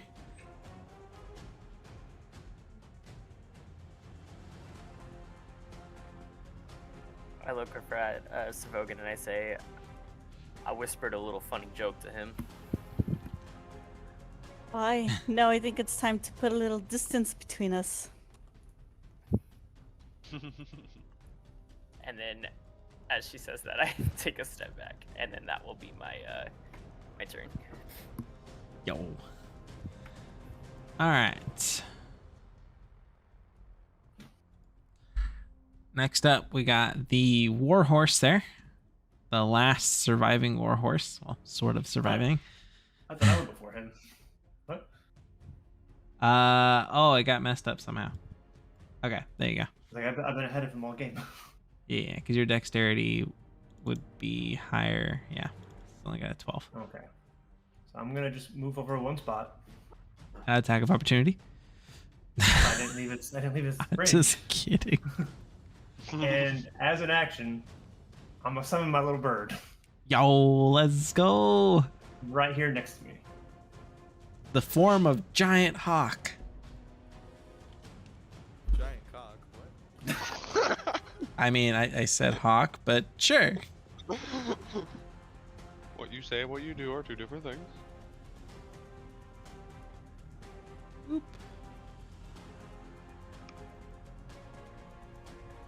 Controlled by Fair.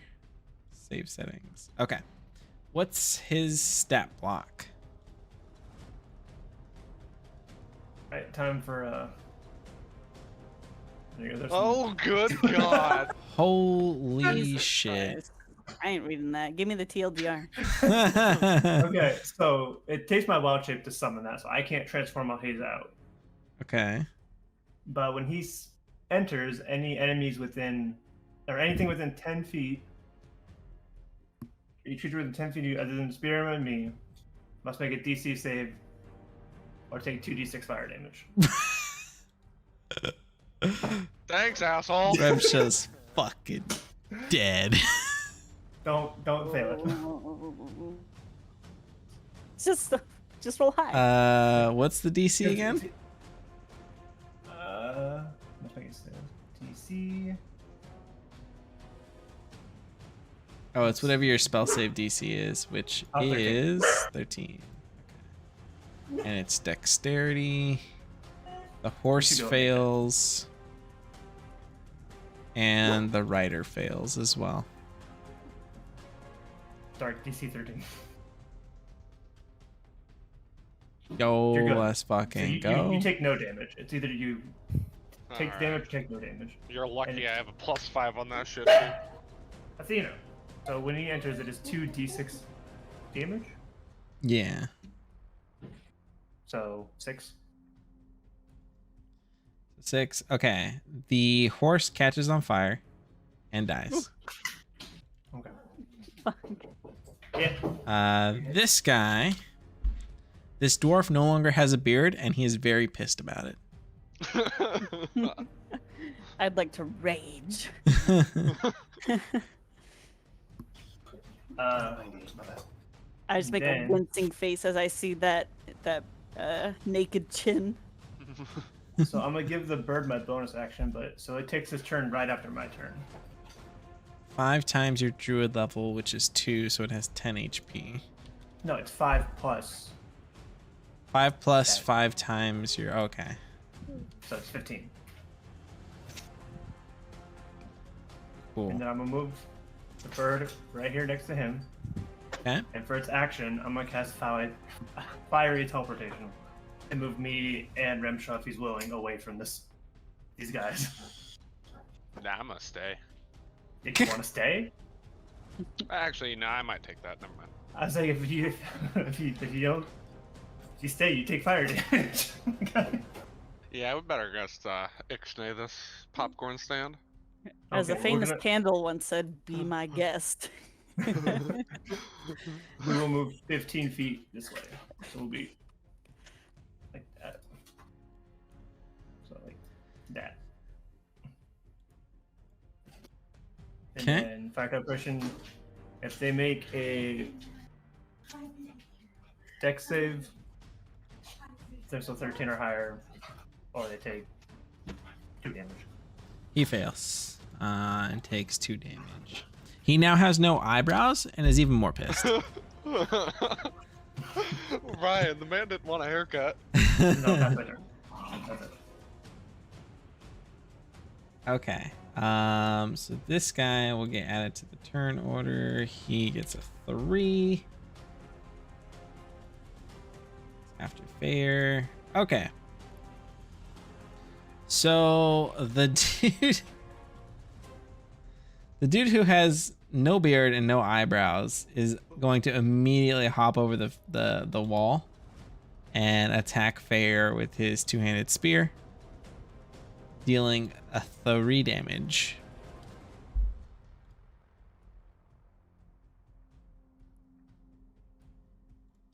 Remsha, your turn.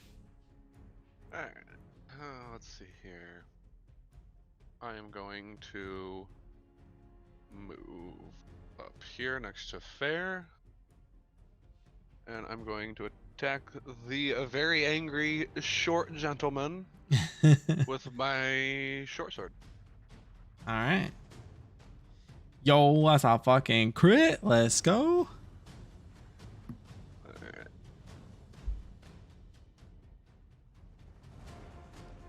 All right, and that will be sneak attack damage as well, because you are flanking. So, yeah, go ahead and roll me another D8. Or sorry, D6. Sorry. I gotta cancel something. D6, you said? Yeah. So 15 damage. How do you kill the short, angry, bald man? I grab him by the shoulder, spin him around. I said, "I bet you're missing your hair," and I jam my short sword straight through his lungs. Nice.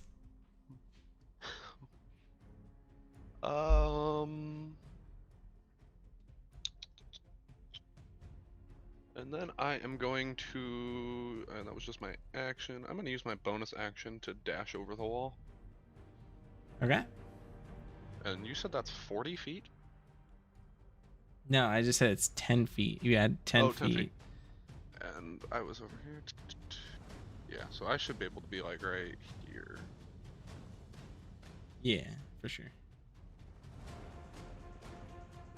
And that'll end my turn. All right. Briar and Eris, I need you guys to take a dexterity saving throw. Why do you hate me? What did I do? Okay. All right, you guys are fine. You guys are able to dodge the volley of arrows again. Well, not Briar, not again, but I say, not this time. Mike You're- hates me. here you go, Eris. Can I shoot at the GM or what? Yeah, if you want to get Uh, smited.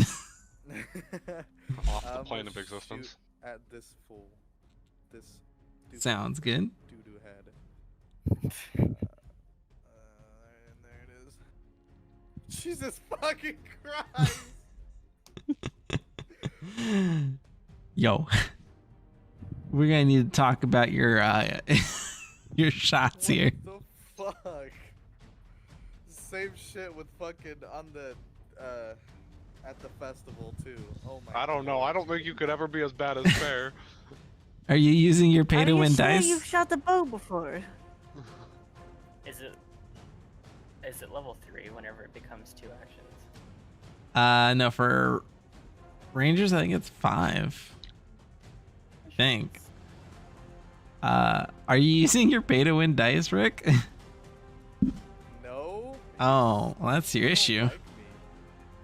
You're not using your pay to win dice. No, you're Pay to win distracting me with dice, all your okay. fucking all your attacks at me, making me save. It's distracting me. I can't shoot right. It's not. It's not me. It's the fray. I'm gonna yell across the battlefield. Are you sure you ate your bread on your way here? I didn't get enough. I'm gonna I can cast Cure Wounds on myself, right? Cure Wounds takes an action, so you can cast never Healing mind. Word if you have that. No, I don't. Yeah. Yeah, that's just gonna fucking do nothing the whole time. Go ahead. All right. So the other human here is gonna run straight towards Remsha and attack with both hands. That one's gonna hit, dealing 5 I'm gonna damage. use my reaction of Stone's Endurance. Mm-hmm. Go and roll your 1d12 plus. What was it? 1? Plus.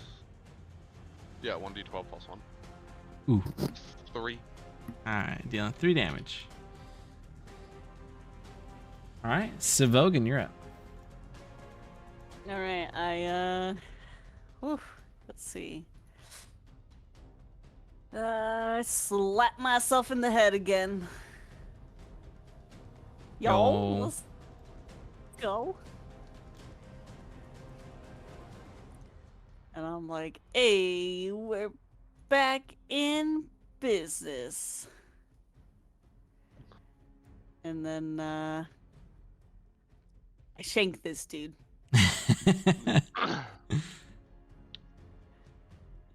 And, is that flanking? Yes, so you will get advantage.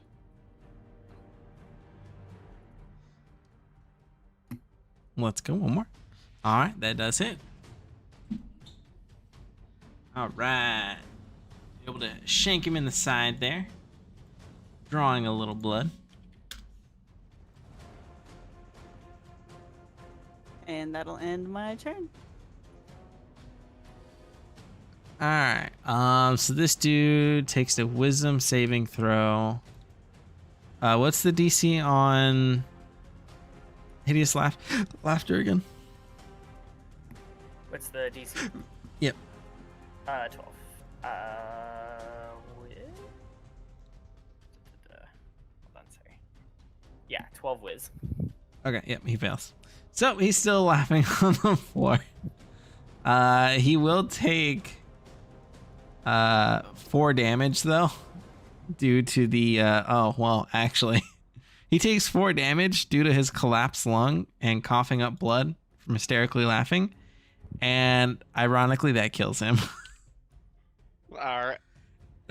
Briar is out here literally killing people with laughter. I Kill him just with start kindness. laughing myself. I mean, I seriously think Briar's turning into the Joker at this point. Okay, so there's still that horse though, right? Yeah, but it's asleep. As long as you don't hit it, it won't wake up. Right. Okay. Got one spell left.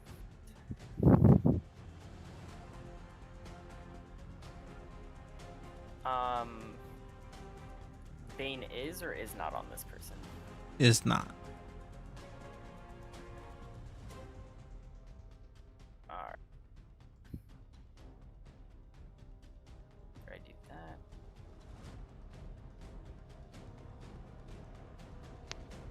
Yeah. I'm gonna go ahead and cast Bane, so I'm gonna see what Savogan did and basically bite my finger and then say whooshu whooshu whooshu, I think that's what she said. And then cast Bane. Bane doesn't have a verbal component, but okay. Yeah, Or does it? verbal. Drop That of it blood, didn't. verbal. Well, he fails. So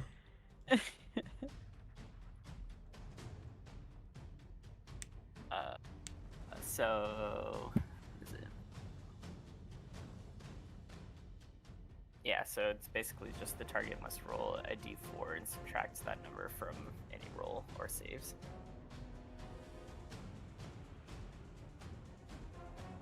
Cool. So he is baned, and that was my third and final spell. And I don't think I have any bonus actions because I'm a bard. Well, I can bardic inspiration as well. You still have those? I used them up at the fair. Oh, I thought we took a long rest. No, we did not. that's fine. You guys can go ahead and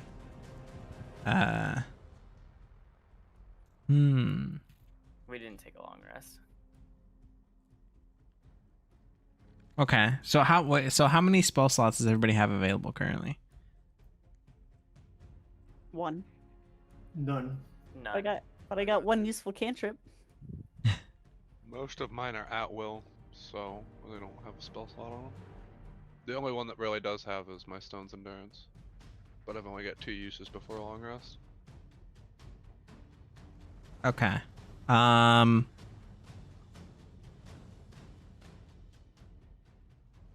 Let's go ahead and give everybody 1 first level spell slot. You don't have to do that. It's totally fine. You sure? Because I forgot that No. for some reason in my head I was like, oh yeah, they took a long rest at the end of the last session. Nah, you're good. Nah, the last long rest we had was the night before the carnival, after the funeral. But yeah, I wouldn't have any of my bardic inspirations. I was just curious, but no, you're fine. That'll be my turn. So that was my last spell slot. Okay, and so the only one with the spell slot left is Savogan. Yep. Eris, don't you have some spell I still slots? have 2. I haven't fucking used shit. Okay. I've just been missing all my shots. Are you sure you want to be standing there, Briar? Just saying. Yeah. Yeah. If I can't do anything with spells, I gotta stab him with my rapier. Well, I was just saying because the way Rick's rolling right now, you might be in fire. We kind of all are. Oh, will it activate again? He's saying like his shots with his bows have been very wide. Oh, okay, yeah. So then I'll take I'll not stand right in front of him. Because I know how You it could probably feels stand to like right here. I know how it feels to shoot somebody in your party. Alright. Okay, will that be the end of your turn? That will be the end of my turn. Alright. So Briar, after you Never mind. Go ahead. after you finish moving there, Briar, you guys hear off from the distance. Looks like we got some live ones, boys. Oh no. The big bad. I fucking hate this.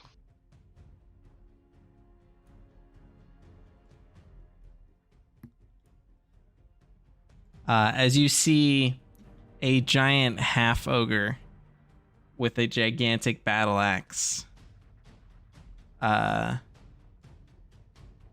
out of the fray along with 2 guards, all 3 of which are heavily bloodied, but you're not quite sure whose blood it is. And they will be added to the turn counter here.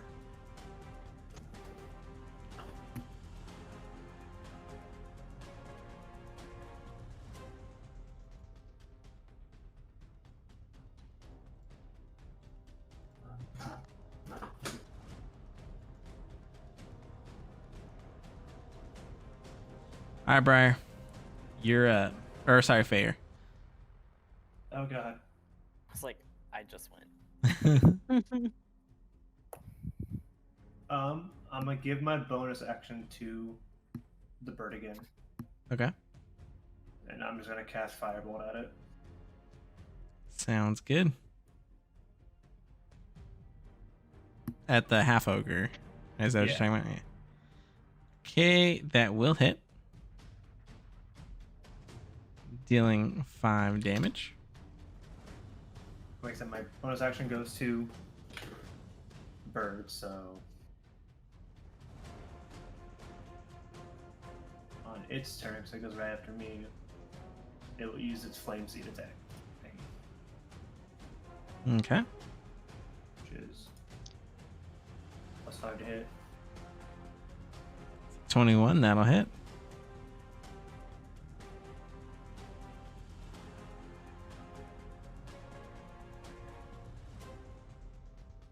Oh god, it's the first one. 4 damage.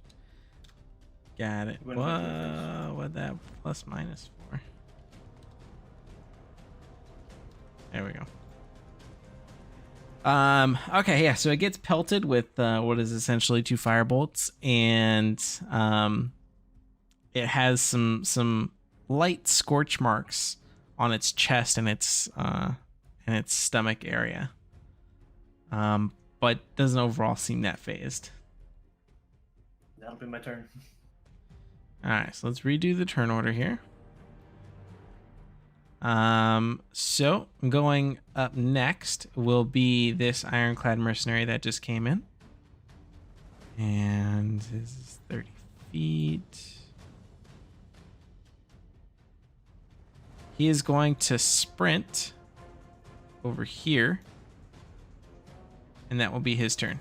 Rumsha, you're up. Alright, I'm gonna stab the ironclad that's in front of us with my short sword.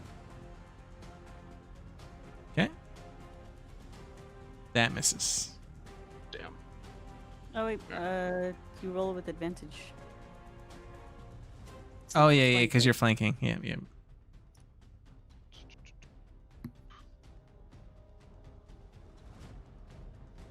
Hey, Hey, there you go.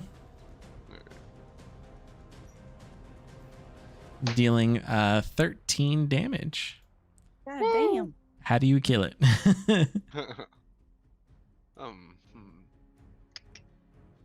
I look over at Briar and Savogan and I say, "You might want to get out of the way." And I grab my short sword and lob off of his head and watch the blood spew all over the ground. I take a few steps back. Yeah. I like this tunic. Yeah. I look down at my nice leathers and I'm like, there better not be blood on this. I look at Briar and be like, "I'll pay for him to get cleaned. It'll be fine." Alright, and then I am going to... How much of your movement did you say you take for hopping over the wall? 10. So you just add 10 extra feet. Alright, so... I think that's pretty much my entire movement. He's like, later, guys.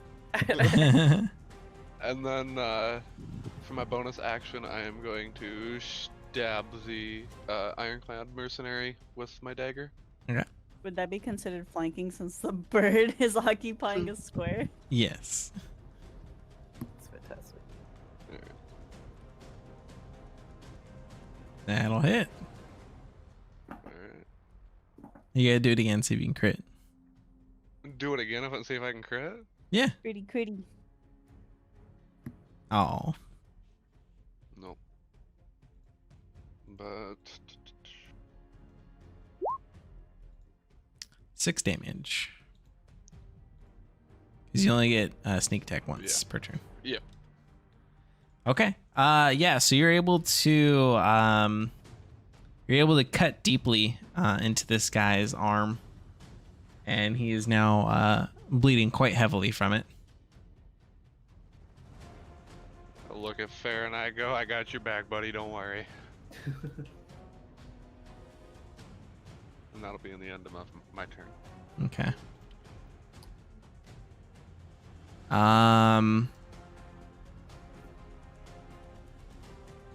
Okay, so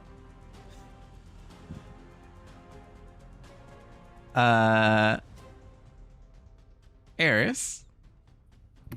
I fucking hate you. I literally hate you so much. What? What is happening to me? From the fray comes stumbling along a mercenary. Bro, fucking Fair and Remsha are right next to it, and I'm I'm like 4 squares away. Okay. Okay. Uh-huh. Well, none of you guys have actually triggered what would happen if you were to end your turn in there. This is just something that happens in a giant battle. Okay. So he is going to come stumbling onto the battlefield, but he is just there. It is your turn. Okay. So if I move here, can I see the ogre dude? Yes. Okay. So I'll move here, and then I will shoot the ogre dude. Okay. 10. Come on. Oh my fucking god. God Why don't you damn. just roll again? Just roll again. Okay. I'm There we waiting for it. go. Jesus. All right, you won't get the crit. You won't get the crit, Okay, but that's fine. I'm fine with that. you will at Yeah, least hit do him. something. Can I do Hail of Thorns or nah? Yeah. Okay. So first, go ahead and roll the damage. So that would be 11 damage. All right, give me the Hail of Thorns. Okay. Oh my. Oh, and that's iffy. Let's see. Dexterity saving throw. He fails it, so 12 damage total.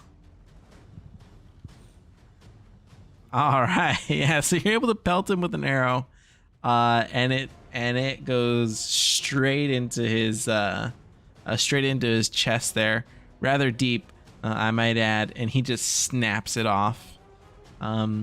As he then goes into a rage, locking eyes at you. You're screwed. Just saying. I'm dead. I one shot from him and I fucking die. Probably. I assume because it's fucking gigantic. Yeah, that's my turn. You I said mean, he won't- rages? Y'all. Tis what I said. You Savogan. do realize at one point I had 2 of these fucking war horses on me, right? Oh, also, the other dude next to him has to roll, because anyone within 5 feet has to do. Oh, okay. Yeah. He fails, so he also takes 1 damage. Wait, how many people roll in? So 3 people rolled in when the giant half ogre came in. That was 3 people Yeah. total, and then just now another mercenary rolled in from the fray. But this mercenary looks pretty beaten up.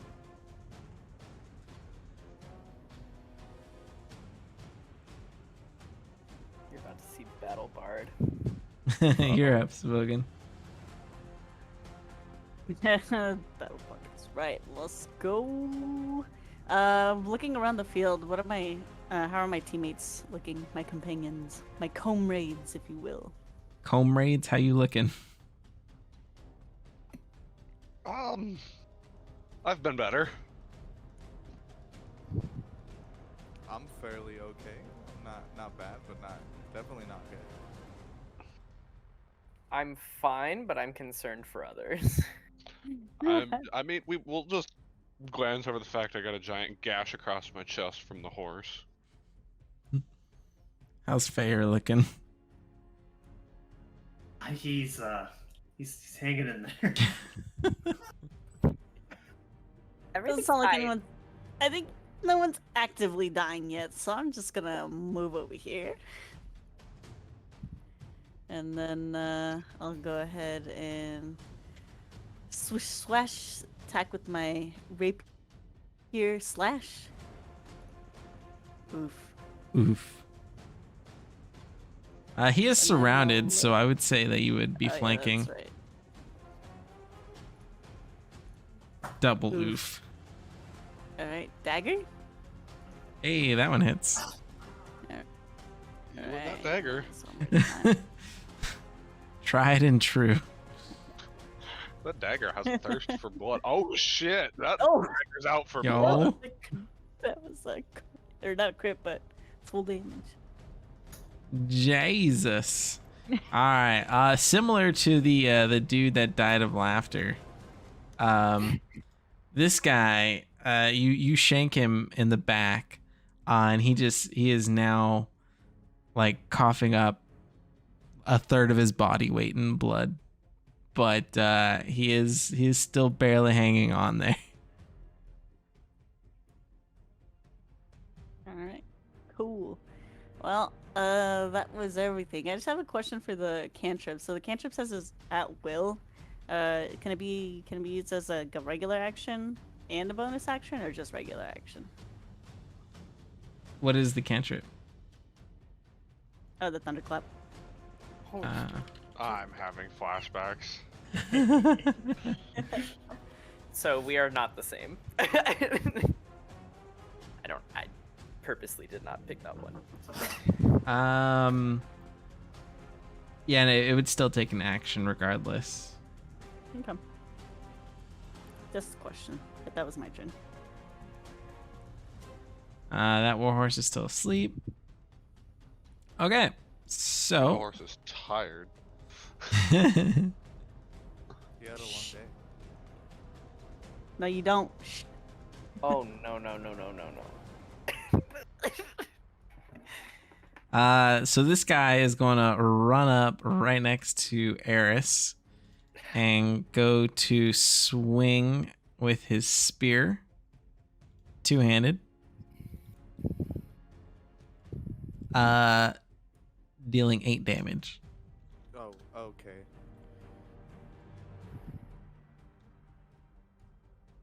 That will be his turn.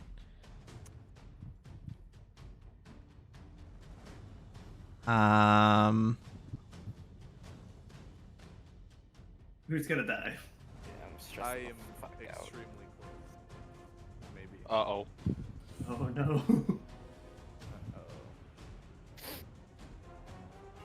Oh, thank God. Logan, no. The half ogre. The half ogre will charge towards the group up to the north here, and is already pretty pissed that it got pelted twice by some firebolts here, and is gonna go to swing at the bird with his Cool. gigantic battle axe. What is the AC of the bird? It is 13. That for some reason misses. So Wow, that bird's got a higher AC than me. That bird dodges. I mean, it is small. Burgo whoosh. Yeah. Briar, you're up.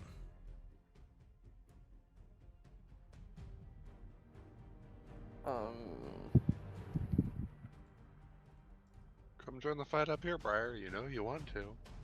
I think I need to rescue my princess with an arrow.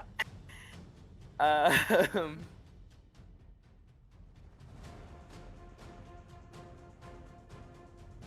so nervous to, because if I use it and it's something intense.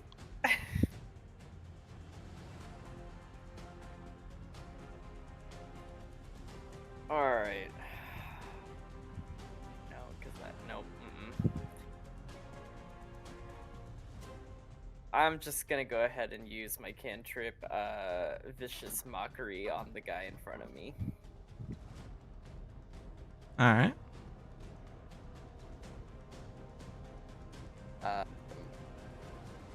The attack save is Wisdom 12. He does save. Cool. I'm just screaming at the. I don't want to be your friend then. Jeez.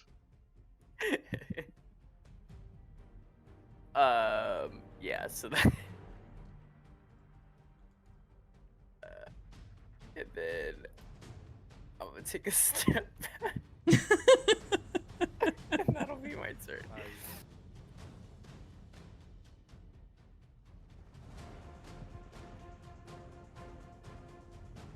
Nice. Okay, so this guy will see you trying to retreat Shit. Fuck. and will run after you with a spear.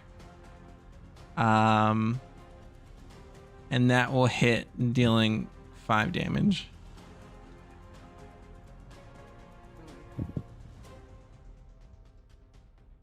Alright. Things are looking a little grim. Bayer, you're up. Okay, so am I at disadvantage to throw a fireball or a firebolt at this guy? No. Okay, yeah, I'll throw a fireball at him. Okay.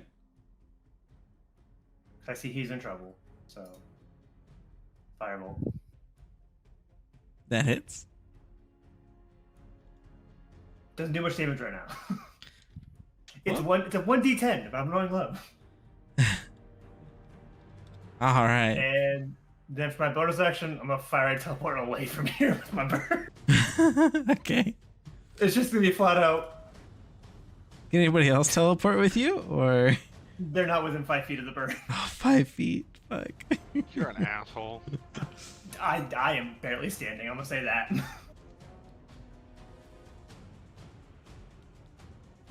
So me and the bird are gonna go 15 feet like this, so 3 blocks this way. Are we still fighting? They need to take. They need to make a No. DC. You need to make a DC 13, or they take a D4 or a D6 fire damage. Just these two. Just within 5 feet of the Dexterity, right? Yep. Okay, well the mercenary dies. Straight up. The half ogre does save. I look at Savoga. I guess we're on our own then. Aye. Appears to be that way. I had to move. I cannot let that thing touch me. Let's just say that. But hey, think about it. You guys are within range of the bird now. Thanks. What is the bird gonna do? It's gonna move you. Ramsha, you're up. Yeah. Alright. I guess I'm gonna pull out the old trusty short sword and make a stab at the ogre. Good old stabby stab. The entire group. That hits. Alright. We're gonna do 4 damage. a lot of damage. 4 damage. Yeah. I said a lot. Alright. All right. I'm gonna use my dagger as my bonus action. Okay. Yep, never mind. That We're just that go- misses. Actually, as you go to swing with your dagger, he grabs your arm and pulls you close and headbutts you. Dealing 2 damage. And you lose your dagger. That asshole. That was my favorite dagger. Alright, I'm gonna use my movement. I'm gonna just kind of...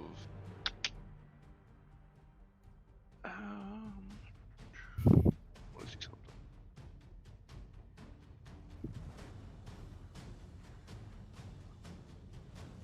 Alright, before I move, I'm gonna cast Long Strider on myself. Does that take... It takes 1 action to do Long Strider. Oh, it does? Yeah. Damn it, never mind. I guess I will just move then. We're gonna move. That will provoke an attack of opportunity, just to let you know. Fuck! Never mind, I'll just stay here then. Never mind. Alright, Eris, you're up.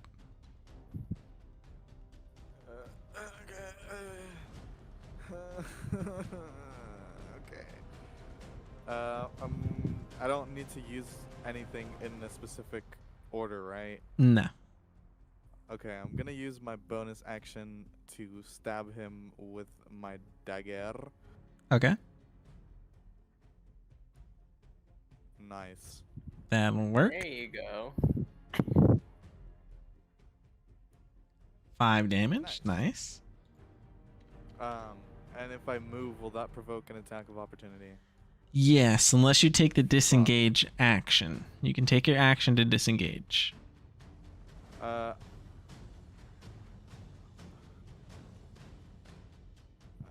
really need to fucking heal.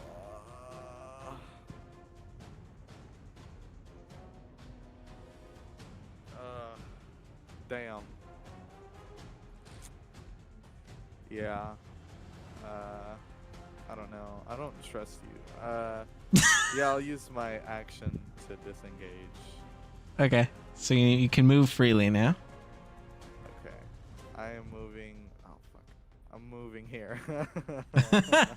Next to the bird. Let's Next go. to the bird. The bird is gonna save my ass. The bird is the word. And then I'll pass. All right, Savogan, you're up. Okay, alright. Let's see. So I'm gonna just boop on over here. Okay, and then I'm just gonna double check. Excellent. Okay. Let's see. Spells. I'm gonna thunderclap. No. I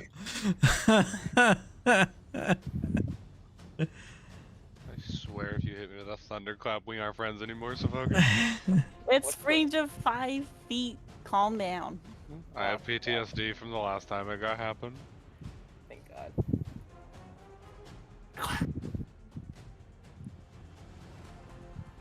But did you die? Almost! But did you die? Very close. I think one of the people at the party actually did almost die, like, was on the brink of death. But So they that died before we did, so it was a win. So that half troll, half whatever, it's gotta make a con save. Half ogre. Half ogre. It saves.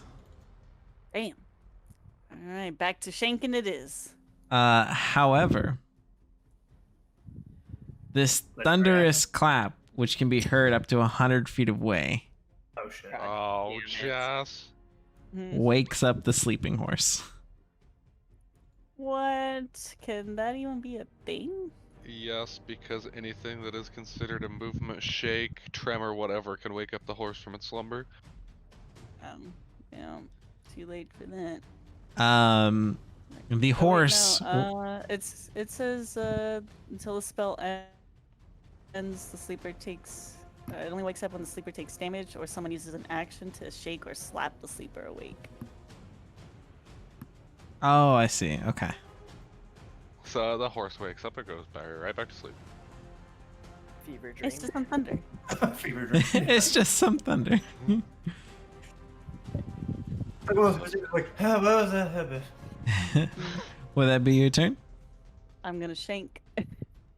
Alright, that will miss, unfortunately. Alright. And then after that misses, I tell Rumsha, "Oi, get into position on the other side. We'll take it down." And Roger. that's my turn. Okay. Next. So this guy will move right up behind Savogan and go to attack with 2 hands, dealing 4 damage. F. The half ogre will go to swing at Remshaw with his 2-handed battle axe, dealing 10 damage. I'm gonna use my other reaction for Stone's Endurance. How many times can you use Stone's Endurance? Twice before a long rest. Let's go. Alright. You need at least a 3. You need a 4. 1d12 plus 1. Let's go. 1 damage. It's something. Hey man, I'm not almost dead like I was with 2 horses. We're good. All right, Briar, you're up. Right, this person is right in front of me. I'm gonna pull out my rapier.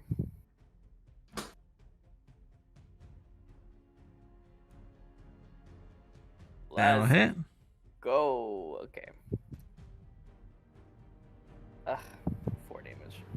4 damage. It's something. Well, that is actually just enough to kill him. How do you do it? I pull out my rapier and I go swish, swish, bitch, and then I stab him in the stomach. Let's go. Okay, so that was my action. And cannot do it. Cool. I'm gonna go ahead and walk over here.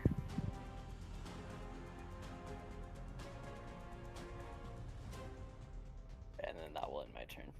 All right, Fair, you're up.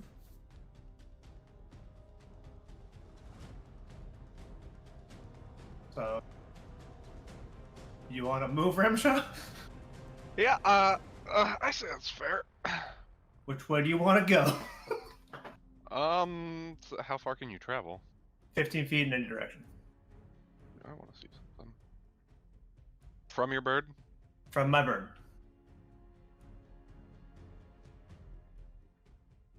The bird will end up in that square 15 feet away, and you'll end up 15 feet away from where you are.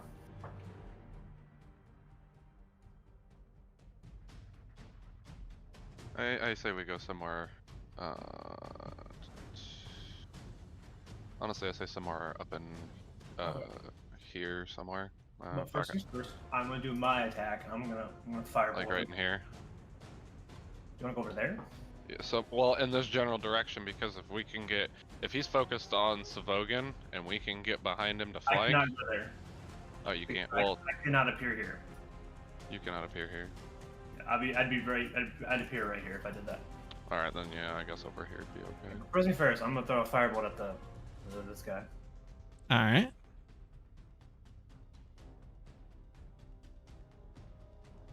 That hits. Come on, big damage. Yeah. Yo, big damage. All right, so this guy is starting to look pretty hurt by this point. The fire bolts are no longer just leaving scorch marks, but are actually starting to leave dents in his body at this point. So, question for Answer. the two below me: do you want to move as well? If I move into an open spot where I'm open to an attack, I will not move there because that will not be good. Let me read my bird because I need to check something first. Because I already know what's gonna happen, and I know what. Whenever it teleports, it makes a little fire AoE. Okay, no. If that will hurt me, no. Not a chance. It'll hurt you if you Okay, stay, so is what he's you're- saying. And each one creature of Oh, your if I choice within stay. 5 feet of it teleport 50 feet. And also, each creature within 5 feet of the space left from the spirit must succeed a dex saving throw DC 13 or take 1d6 plus 2 fire damage. Well, you got a choice. i I'm moving Rimshaw so he can get sneak attack. So if you don't move, you have to Where pass a we dex gonna- save. Where are we gonna move? We are Right on literally top moving- of here. We're moving right here. So you'll be right here where Rimshot was. Sure, And Rimshaw will as be long as this ogre doesn't fucking over here. smack me. Well, hopefully it's dead on Rimshot's turn with the sneak attack. Okay. So yeah, we're gonna. Do you want to move to Mr. Guy here, or do you want to take advantage? Wait, no. It says of my willing target. You're moving anyways. You don't get a choice. Come on, buddy. You're moving anyways.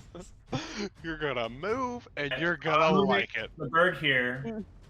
So I'd be moving here, and then Eris would be moving there, and then technically Dark, you'd be right here in this spot, and then you can just move for sneak attack on your turn because your turn is next.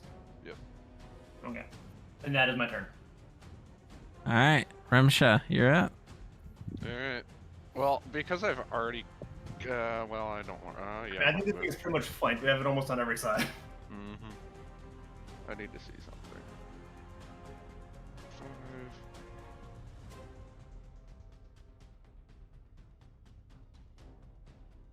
Yeah, I'm gonna move.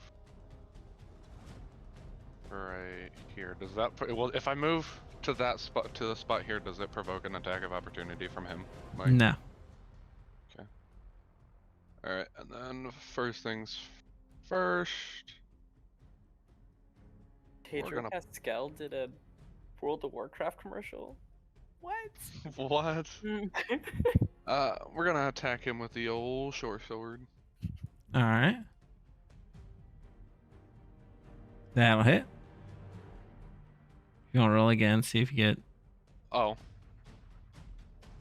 No. that time okay. I rolled on it. So that'll deal 8 damage, heavily wounding him as you go to strike at his calf. He's now down on one knee. Alright, and then I'm gonna use my bonus action for my dagger. Okay. Yeah, you want to roll again? Yo, let's go.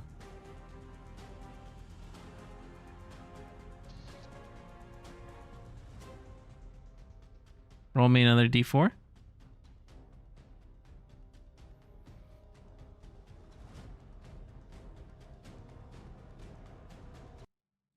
So that's 4 damage total there. Okay. What happened to my... What the fuck?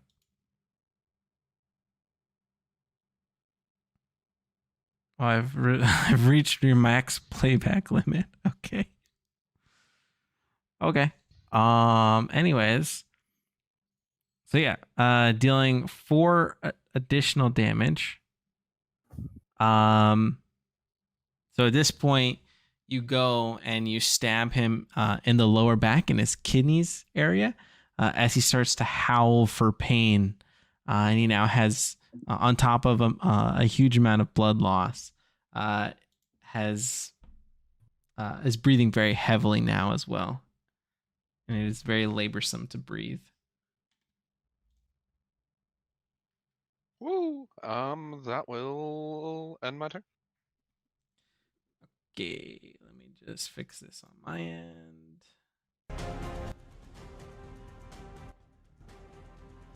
Okay. Eris, you're up. I'm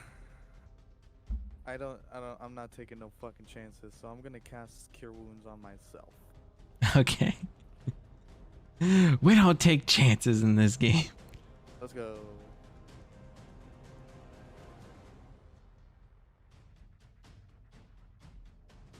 Yeah, I'm not taking no fucking chances.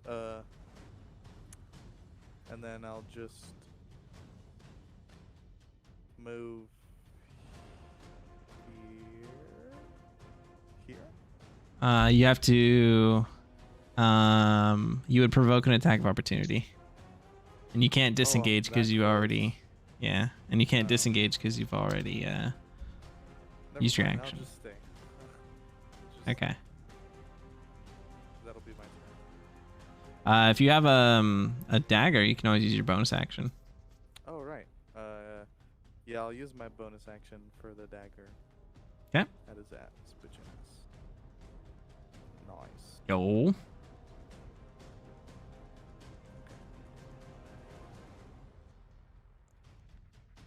All right, Rick. How do you kill it? Let's go! I slash his guts, his stomach open as his guts fall out, and he's just falls to the ground. All right. Very nice. Very nice. Guts earlier, so I thought of it. All right, that takes him out.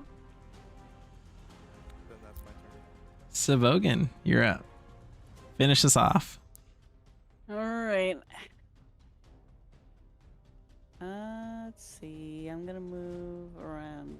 this way. Okay. And then I'm gonna go ahead and attack with my rapier. All right. One more time.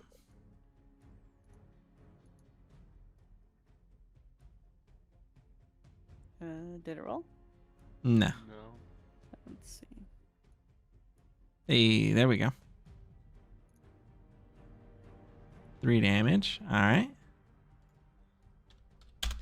He is Dagger heavily down. wounded. He's heavily wounded at this point. Dagger will hit. All right.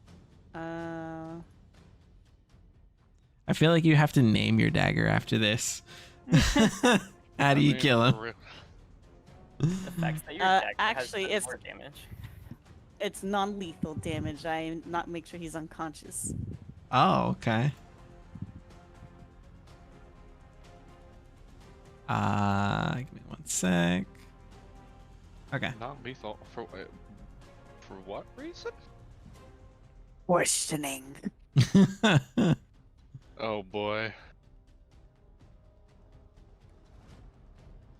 All right. Well, hey, congratulations, guys. You have successfully not died.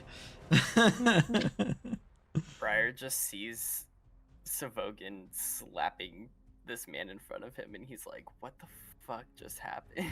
No, I knocked him unconscious with the pommel of my dagger. I said, "Get down, bitch." Had enough of your foolishness. Very awesome. Very awesome. I just want to take a moment to say how proud I am of all of you guys. That in the early part of this campaign, I think is one of the most difficult encounters. Because, yeah, they throw a lot at you guys. They throw quite a bit. So Really, if it wouldn't have been for Fair wanting to asking me if I wanted to teleport and move it, I don't think we could have got enough damage on that ogre, and I think that ogre would have still been trying to absolutely demolish us. They said level 2, figure it out. level 2, figure it out. Yeah, pretty much. But yeah, I'm proud of you guys. You did an awesome job. And that's with no rest. Yeah. Okay. No rest on top of that. All right. I'm impressed. All right. So, Well, is the horse just in an eternal slumber at this point? Woke up. no, it'll wake up here in just a second because the spell only lasts a minute, right? Something like that. And each round of combat's got 8 animal seconds. handling? So. Who's got We're animal all handling? almost dead. We're like, ah, it's over, and then we all just get run over by a horse. Oh, I hear. I was bombarded by 2 horses. All right. What's your animal handling at, Jess? Yeah, I was gonna say, Savogan says, if anyone's got away with the beasts, it looks like we might have a free steed here. I have a +3 to it, so. I've got +2. I have a +4. +2. So I speak up and I say, I did work on a ranch with some cattle. It's not quite the same, but Oh, very nice. See if you can convince this feller here that we're friends. alright. We are friends, not food. And we can pick that up for Food? next. Oh shit. If the horse is nice, they will not be food either. Oh god. We're having Yo. horse steaks for dinner tonight, people. Let's go. Yeah. Would you like me to roll my animal handling now, or do you want to wait until next session? We'll wait till next session. Okay. But yeah, you guys will all gain a level. Let's Oh, thank go. Augers. That was stressful. I lost my accent.